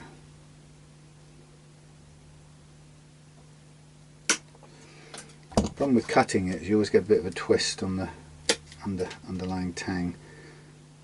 Twist and tang, twist and tang. So the bit that really matters when you've done these two bits like this is making sure that the tang is the right length. You don't want more or any. You can trim down the other bits, but the tang has got to be inside, comfortably inside of the slot diameter. So I think that's what I'll do, this bit first, and then I'll go and fine tune it. So tang chop, tang chop. Probably makes sense if I'm being a Toyota production line. Right, I'll see you in a bit when I've got this all tailored ready. Oi oi oi! Right, well, a while later, and we have 21 beautifully hand prepped frets. Now technically you could push all these in or glue all these in and just hand tailor the edges where necessary, because you know there will be a little bit of overlap somewhere or other. But obviously we don't really want to do that. So what I'm going to do, well, we do want to do it, but what I'm going to do is I'm going to press these all in. I'm going to support this end and tap these in with a caul, but no, I'm not going to clamp them. I'm going to trust my preparation at this end, but then I'm going to press these in from where I can. No, that's not true. I'm going to attempt the same technique all the way through, and then when it comes to trimming, I'll hand trim everything with the files, and then I'll sandpaper. I'll tape this off here with some Gorilla tape so it's really well protected, and then I'll just hand sand the edges till they're nice shine. Yeah, but they're looking pretty good. So the first thing I've got to do, as the normal process, is to remove them and hang them out of the way. I'm kind of close to being ready. I've got some other things to do.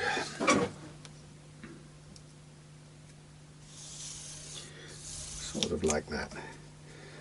Come on, up you come. They are beautifully tailored, beveled already, and a bit softened off at the edges as well, rolled around on the sandpaper. So hopefully we'll be most of the way, most of the difficult work is done, but it really does make a hell of a difference having done that prior to, yeah, I don't want to do any mechanical work up here. So I don't think I've ever gone to that extreme to make sure it's safe before, but you know, it's good to do. Right, so I'm going to just lightly sand over here, get rid of the last tiny burrs here and there, make sure it's totally smooth, and then obviously clean it out as well. The other thing you can do, if you've done a radius thing, the edges will tend to be fairly sharp, so you can just round them off a little bit.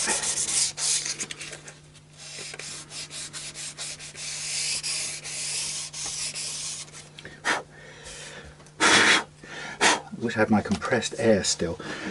That's the next best thing. That should be completely cleaned out, I would say so. Can't see anything coming out of there. Yeah, just about perfect. Alright, so I'm gonna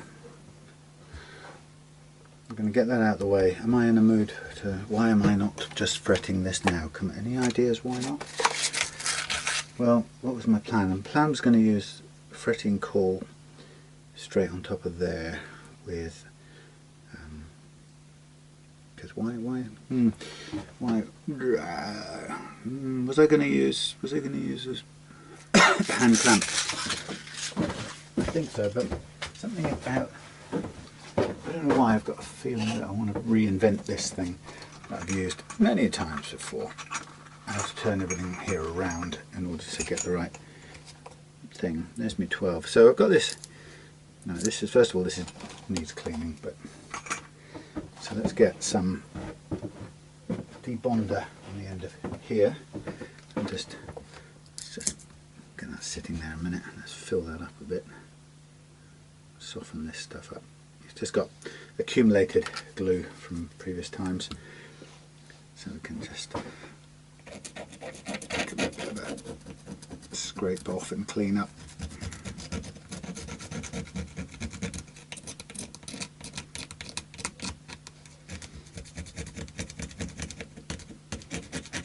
Anyway, yeah, so typically I would have used this handmade oak caul in the past for using the clamp and just gripping hard onto the underside of the guitar.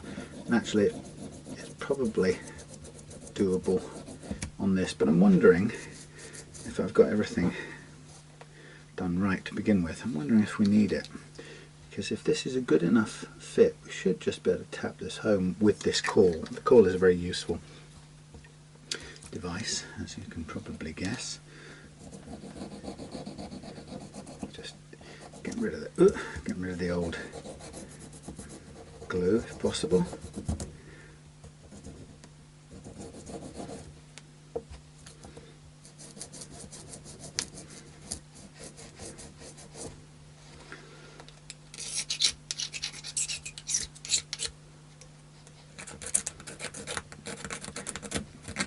Build up around the edges. Clean that all off.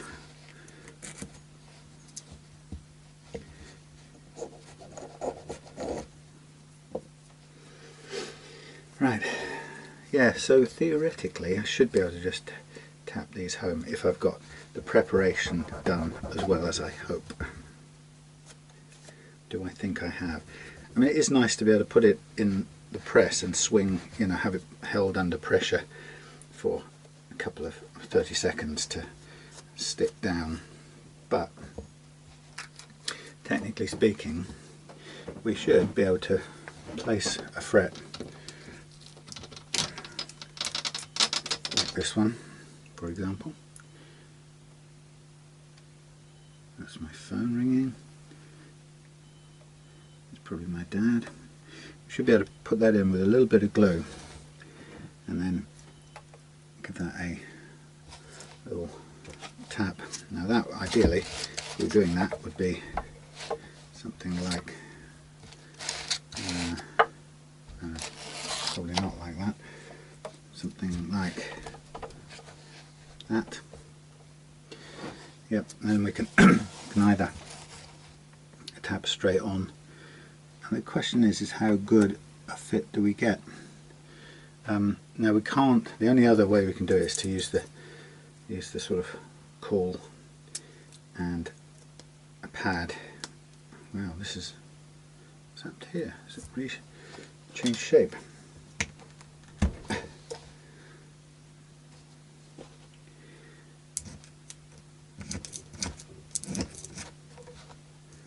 That'll be fine. That'll fit in, won't it? Maybe never get it out again. How weird. Right, well that's, no, you won't ever get that out. Well, we can use it the same way for now.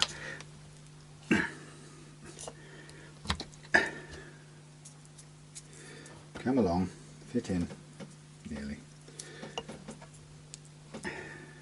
Something like that. It's coming out one end or the other for some reason. So we've got a bit of foam to prop it up, theoretically either side, although it's not gone in far enough, but it'll cushion it. So technically we should be able to clamp that between there and there, and we can use a cloth covered block as a clamp plate. Simple way of doing it if we want to. So there's a couple of different options.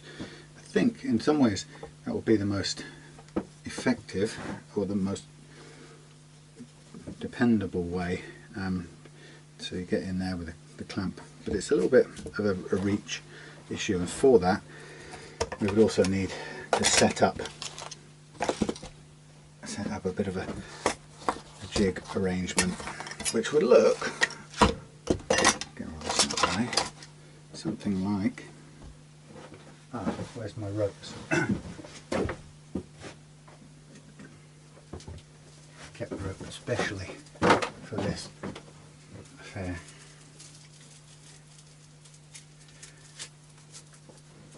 Look, something like this.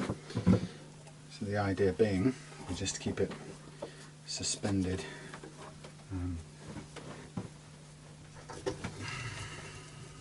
There we go. And tie that onto there.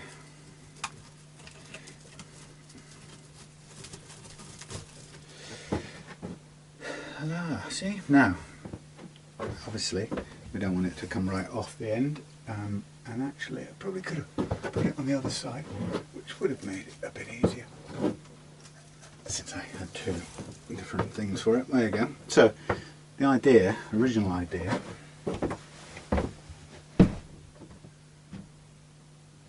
okay, I'm missing a small thing with a thing, right. So the idea is this one has some crappy Velcro on it, it's a bit fallen apart, but it's nearly there. So the idea is we can start with our cloth covered thing on the bottom.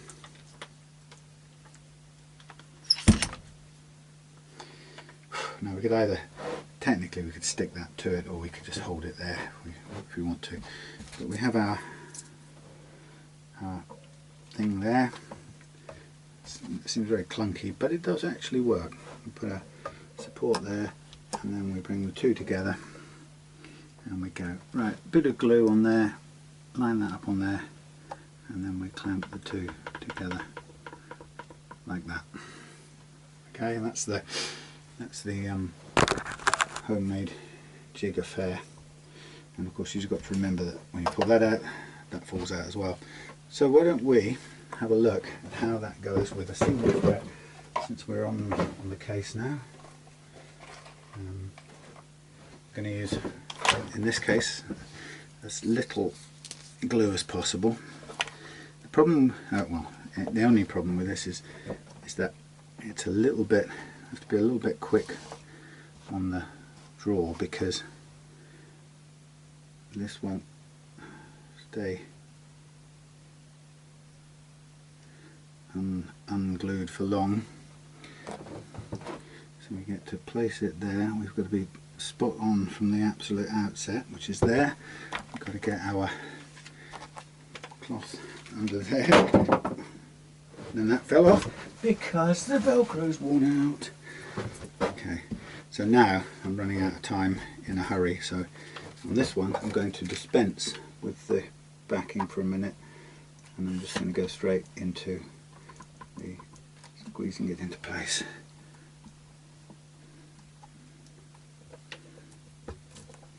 Will it do it? Kind of. So it's tricky. There's my little hammer. So I didn't get as good a run at this as I would have hoped. 2 taps. Get a bit of cloth to get rid of the excess. That's actually pretty much spot on as it stands. So it's not too shabby, as they might say. Have a look at the way it lies. Yeah, that's kind of right on. So in a way we possibly didn't need any of this. Oh, Jesus wept. Didn't need any of this arrangement, but I was doing it just in case. Okay, we can just use this as a temporary support to give us a bit of purchase. So you can either use the block or you can just support it with your hands.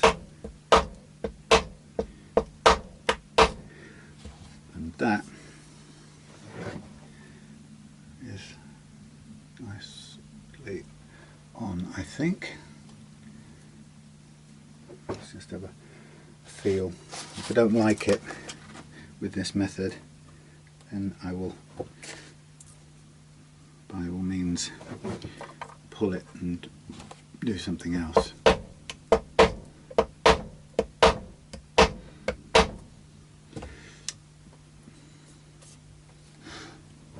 Let's get a bit of the other stuff, the debonder.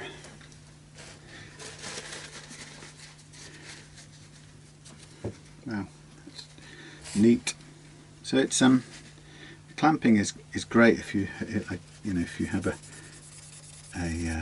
bolt-on neck, but it doesn't really work so well when you're doing it with a set neck, so you do have to improvise a bit, and this is the kind of improvisation.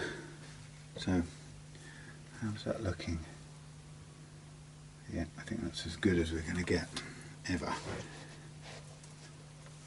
So technically speaking, I'd probably be better off unhooking this now anyway, and for now we'll go back to having this flat. I think I've used that clamp system many times before, but I do think I probably would need to redesign it for my own peace of mind, because it takes too long, as you saw there, to get it rigged up, and if that means the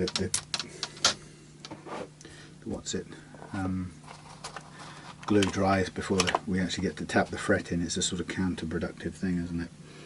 We want to lose her. So again,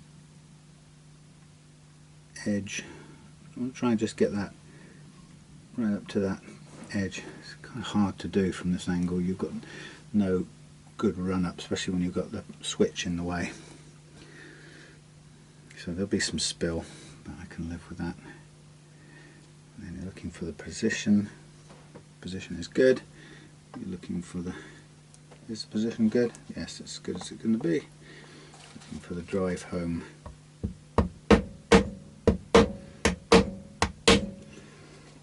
Okay.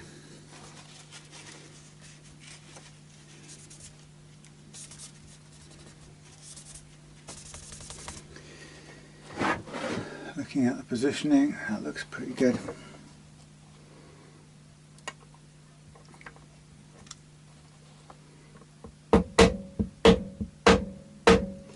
Just ending up with a couple of whacks in the middle just to press it down, because it's tempting, because it's slightly over radiused. It's gonna want to tend to stick up in the middle a little bit, if anything. Okay.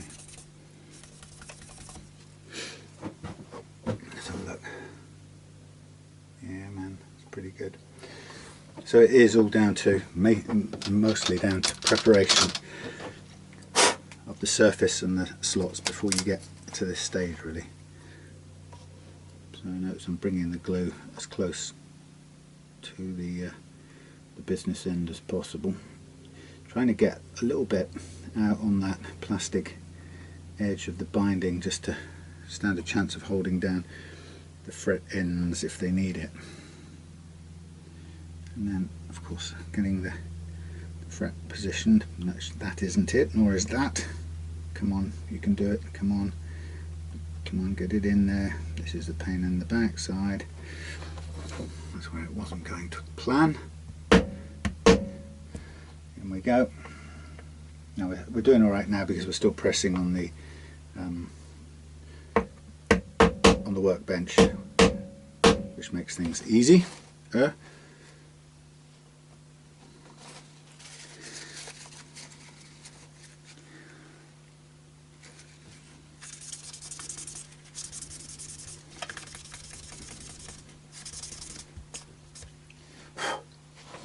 Look down here.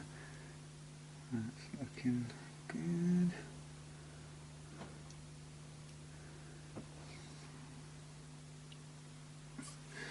Yeah. You have to trust them. The last thing you want to do is start whacking the frets with the hammer.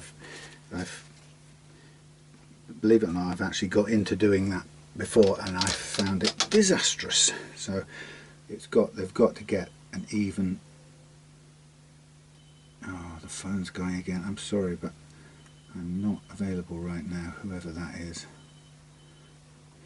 Yeah, I've got into tapping with a hammer before and the results have been terrible. You just ended up basically bending the frets in all manner of ways. Total waste of time. So it's either going to be with this call or it ain't going to be anything. And then the hammer always undoes. Now that feels like it needs a bit more there.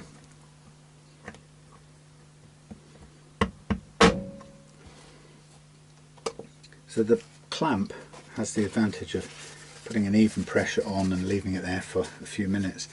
This impact business is a bit different in that, you know, you can sort of apply pressure at different places even though you're using the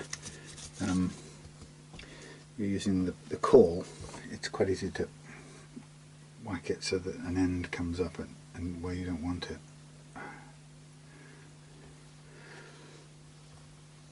Okay. I'll have to go in a minute and see who was calling, but I can do without calls just now. I'm in the middle of this.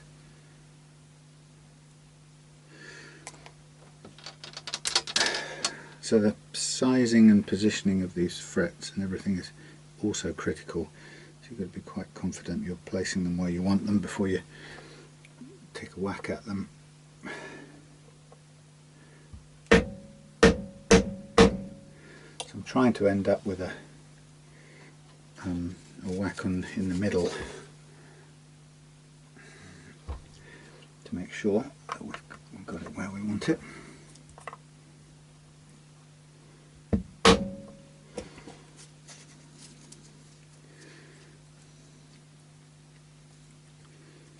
Maybe I should have brought the portable phone bit outside, but I've still got the office phone out there set up because I have to do some officey things soon.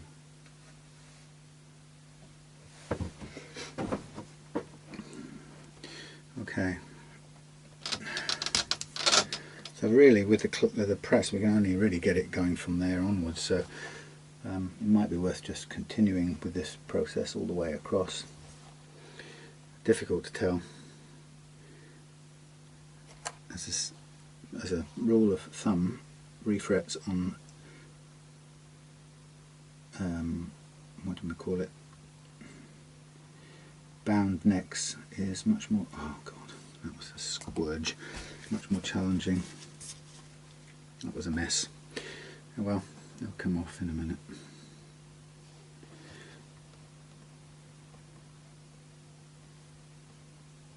Come on, get in there, the proper place there. Thank you.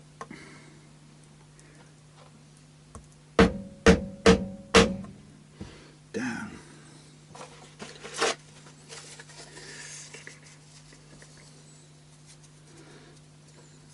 Ah, butterfingers, as they used to say when I was a child. I would say rather more rude things these days. Now I'm not a child.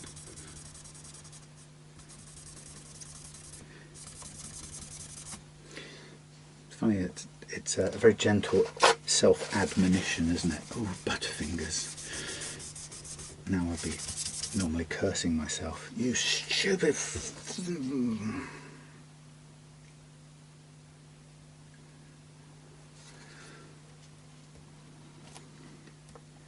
There's one here that's sitting higher than I'd want. I don't know if I'll get any improvement on it.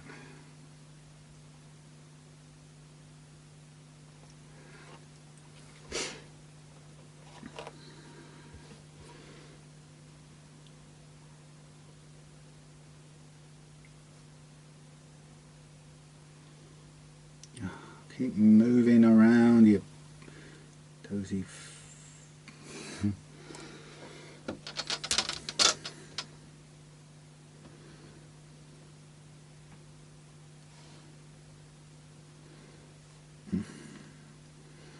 Lost my grip.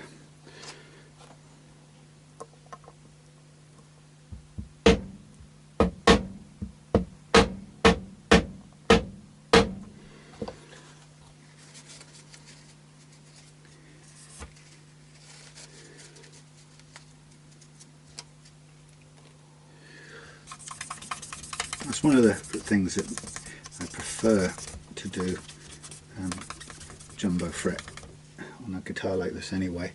It does give a bit more room for fret leveling afterwards, given that you can't, without being able to use the fret press in the same way, you can't quite get the same guarantee of accuracy of the frets. So that one's not sitting down where I want it. So it does help to be able to level afterwards with a bit of room. And that one.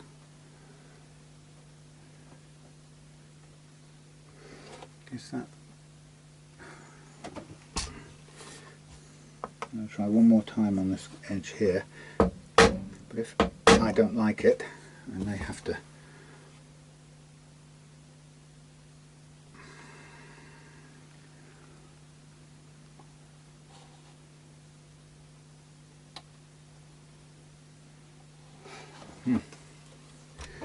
Let's have a look what we've got.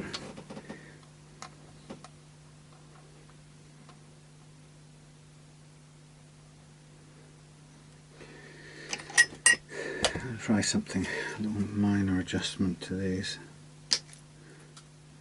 Prefer not to go too far in, but if I'm not confident that they're sitting where they should, then I'm going to do that. So now we're out to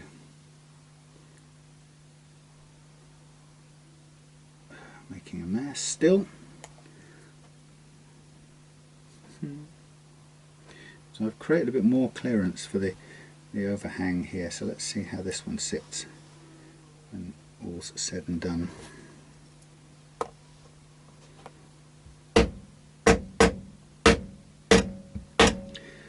Both ends and then in the middle. Both ends in the middle. Looks okay. That one looks at this end as well, looks like it's sitting up, but I don't really know if it actually is or if it's just the underlying fingerboard.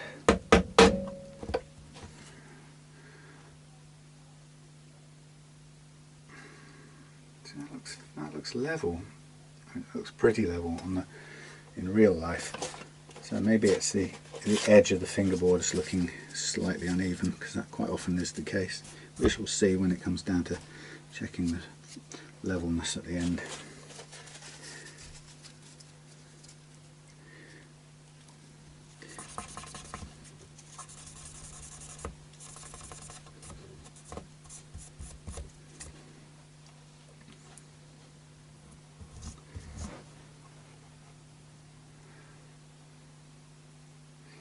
You can usually, if there's something out, you can really spot it straight away, and that isn't, it's not standing out for me.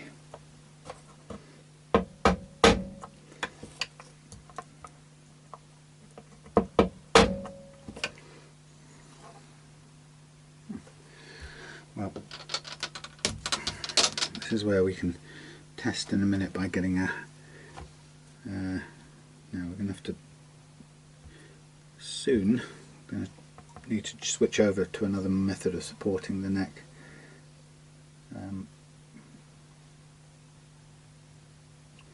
Sliding off again. It's kind of difficult to apply glue, especially when it wants to set almost as soon as you've taken it out of the pot like this. Come on. Get down on there. Get down on there. Dun, dun, dun. Get down on there. Oh, stay on top.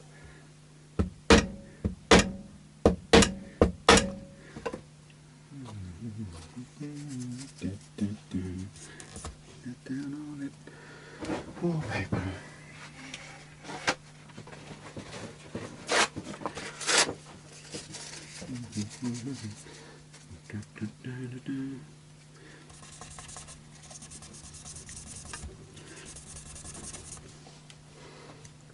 Get the excess off, come on.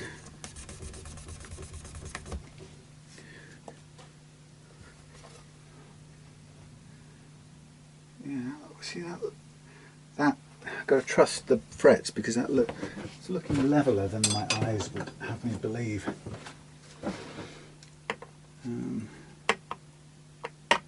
Yeah. Okay, that one's not level.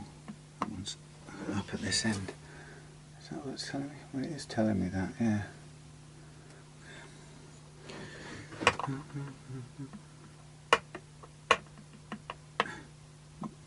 little bit.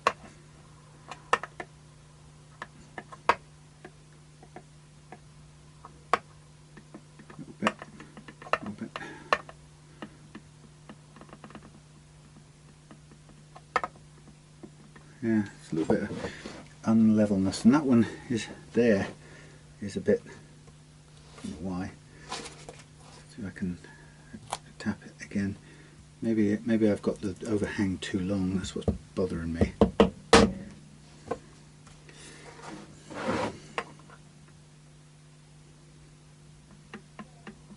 It's still a little bit, let's try a bit more, see what happens. Noisy, I know.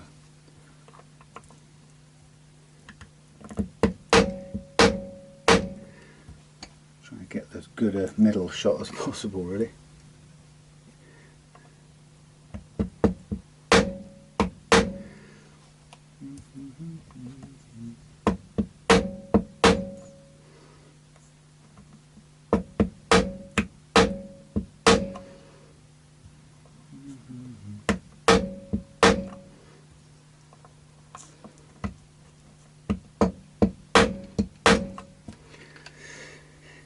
So it's a matter of finding out what works, really. I don't like hammering the frets themselves, but maybe there's a way of doing this that requires a bit more violence than I've currently previously used.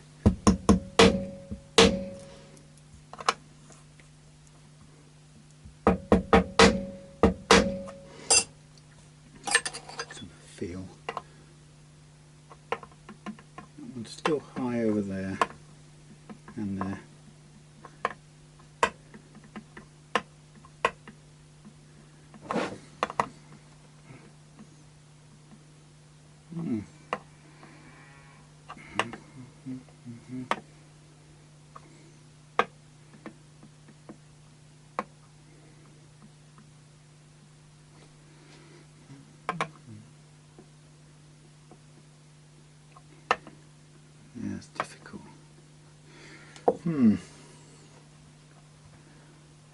So I tell you what I'm going to do. I'm going to carry on for now with extra undercutting and see where that gets me.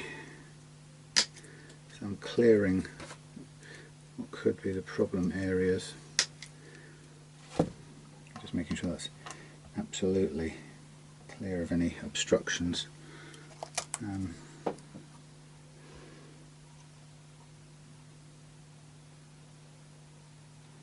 Yeah, it's a pretty difficult undertaking, I have to say, without any access to the press. Now I'm running out of support now, so after this one I'm going to have to change my approach.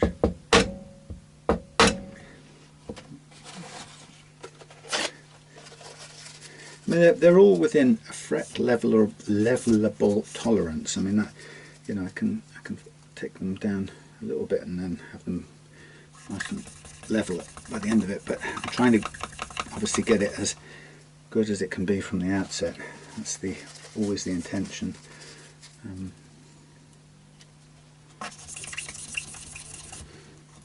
we'll have to see how these last two look.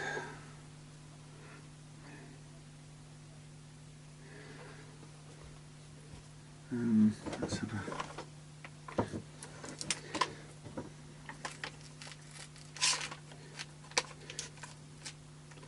I've lost my, whatchamacallit, Velcro-icity.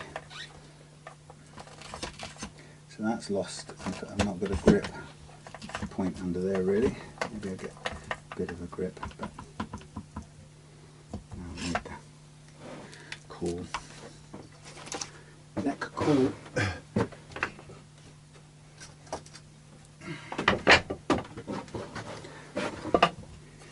Yeah, under there just.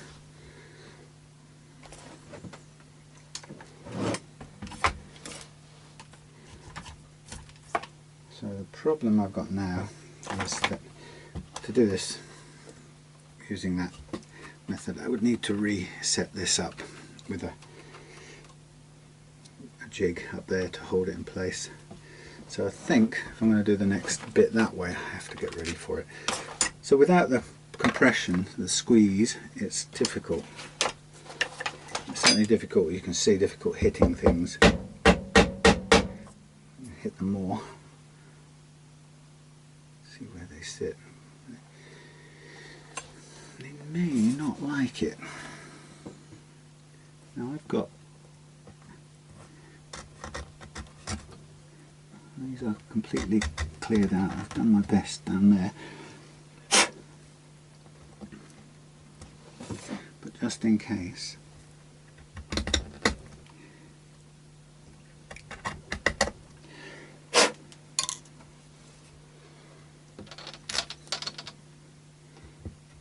Now this one I would have to prop up with something like this, preparatory to hitting it. See if we can see how this one sits. The bottom line is, if I don't like how this is sitting, then they come out. It's as simple as that. If they're not going to work, then they come out.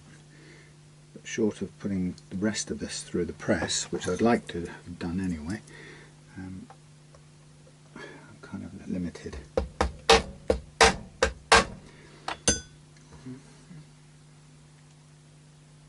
See, they look flat. That's the annoying thing. They look damn flat. I'm being picky, I think, probably more than anything. I'm being highly picky. But that's me. Okay, well, look, I'm going to stop and carry on and get it where I want it, and then probably put the second half of this neck through the press. Make sure. As we speak, time to, I'm just basically doing the, getting the nut slots sorted on this, and then once that's done, then it's a case of checking the precision fret leveling for the action we've chosen. So see how much or little fret leveling we have to do, precision fret leveling. So I'm using the non-bleached bone nut here with a sort of extension foot on it, a hoof. Shim, effectively.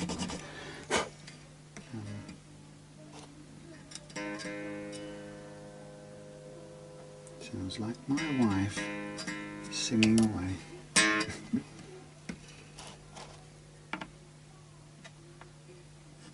What she's listening to. Anyway, so this is obviously a really important part of it. This is getting the action right, and then I can get the frets done and just kind of leave them alone then. Just get on with the wiring tomorrow and then pick up the installation, which is where I hope to be. It's all looking good at the moment. It's funny, you get this thing where you, like earlier in this job when I buffed out this guitar, you get to the point where you think, wow, it's all looking good, and you know, I could just put things back on and it'd be a wonderful guitar. And then you realise, oh wait a minute, it's all getting very complicated and challenging, and so it feels like going backwards a lot of the time, but it's okay, it will come back out the other side. So even right now it's kind of dusty and mucky because there's no point cleaning it every 2 seconds.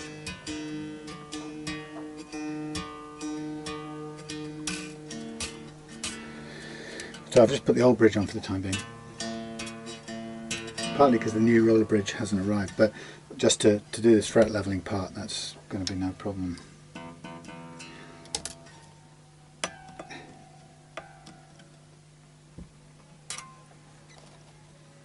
So yeah, not a lot to talk about other than getting this right.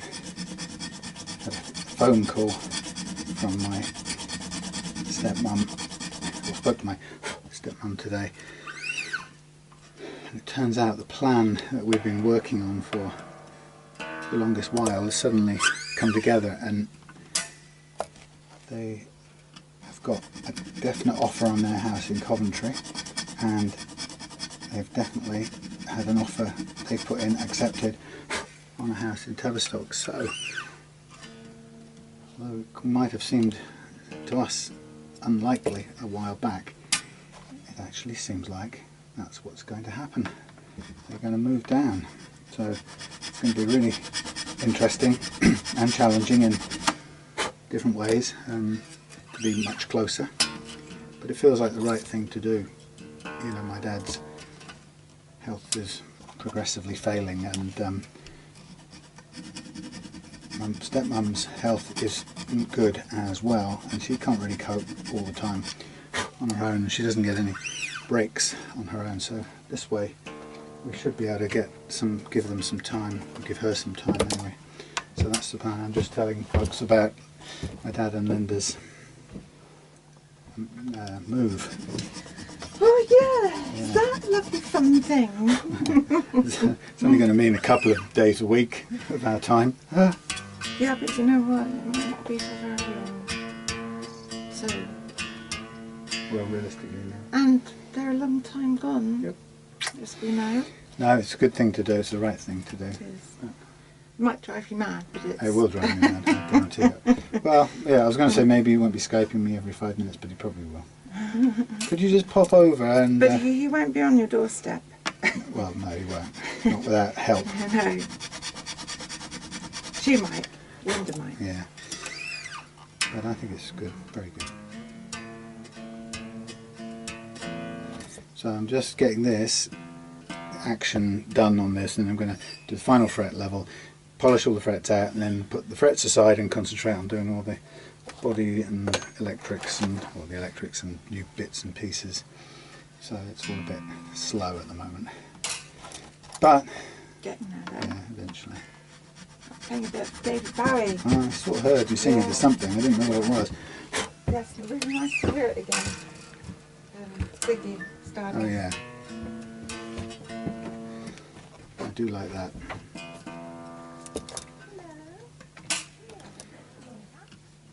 I'm nearly there. I'm doing a combined approach here with these, what do you call it? What are they called? Diamond coated jeweller's files.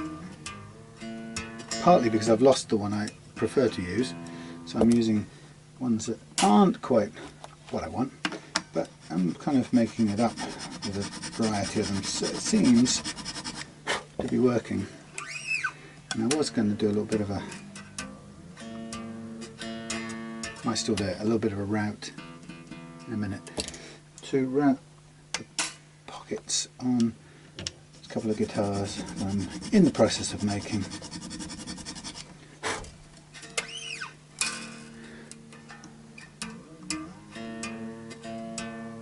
I'm going to do a little check. I'm thinking of putting, I think that's going to be about almost spot on.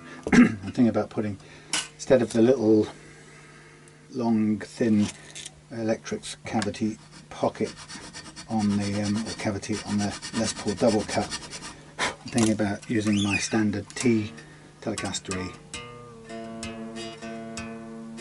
T-shaped one, and the reason for that is A, I've got the material already there, and B,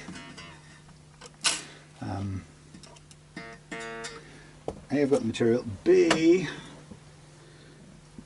actually it'll be bigger than I technically need, so it'll allow me to cut out some weight out of that body.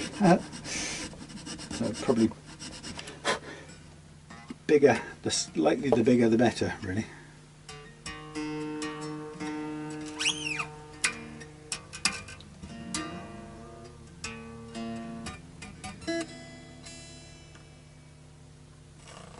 Okay, top three. Come on, strings. They're a bit manky, these strings, I have to say. They're not in good condition, but hopefully they'll just hang in there long enough to do this part of it. Right. Sorry, it must be very boring, but there you go. That's why sometimes I switch the camera off. So, but Paul, this is your, I don't know how many hours this thing will run to now, because basically I think I've already chosen to dump the original wiring session, because it's not going to be any use to anyone other than amusing false start, you could call it.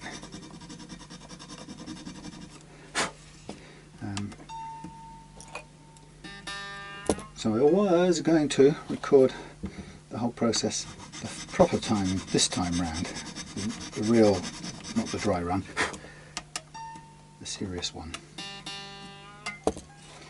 But we shall see. I guess I will.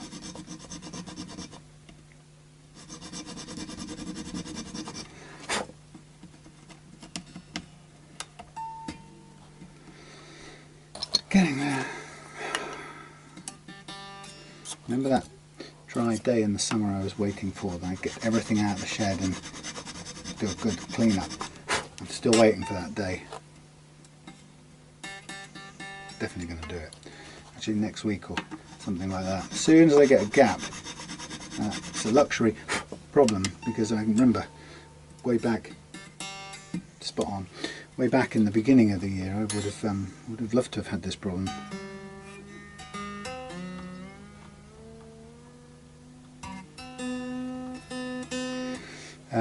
Yeah, there's really nothing to do for about 2 months.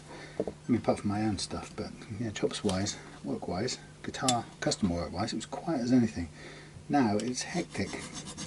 So, you know, I'm not complaining at all, just it's a whole different thing.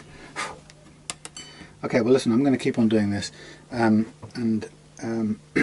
excuse me, I'm going to do a fret level if I need to afterwards, which I may or may not show you. I may just suddenly show you with the frets all polished out, simply because there's so much to do on this still.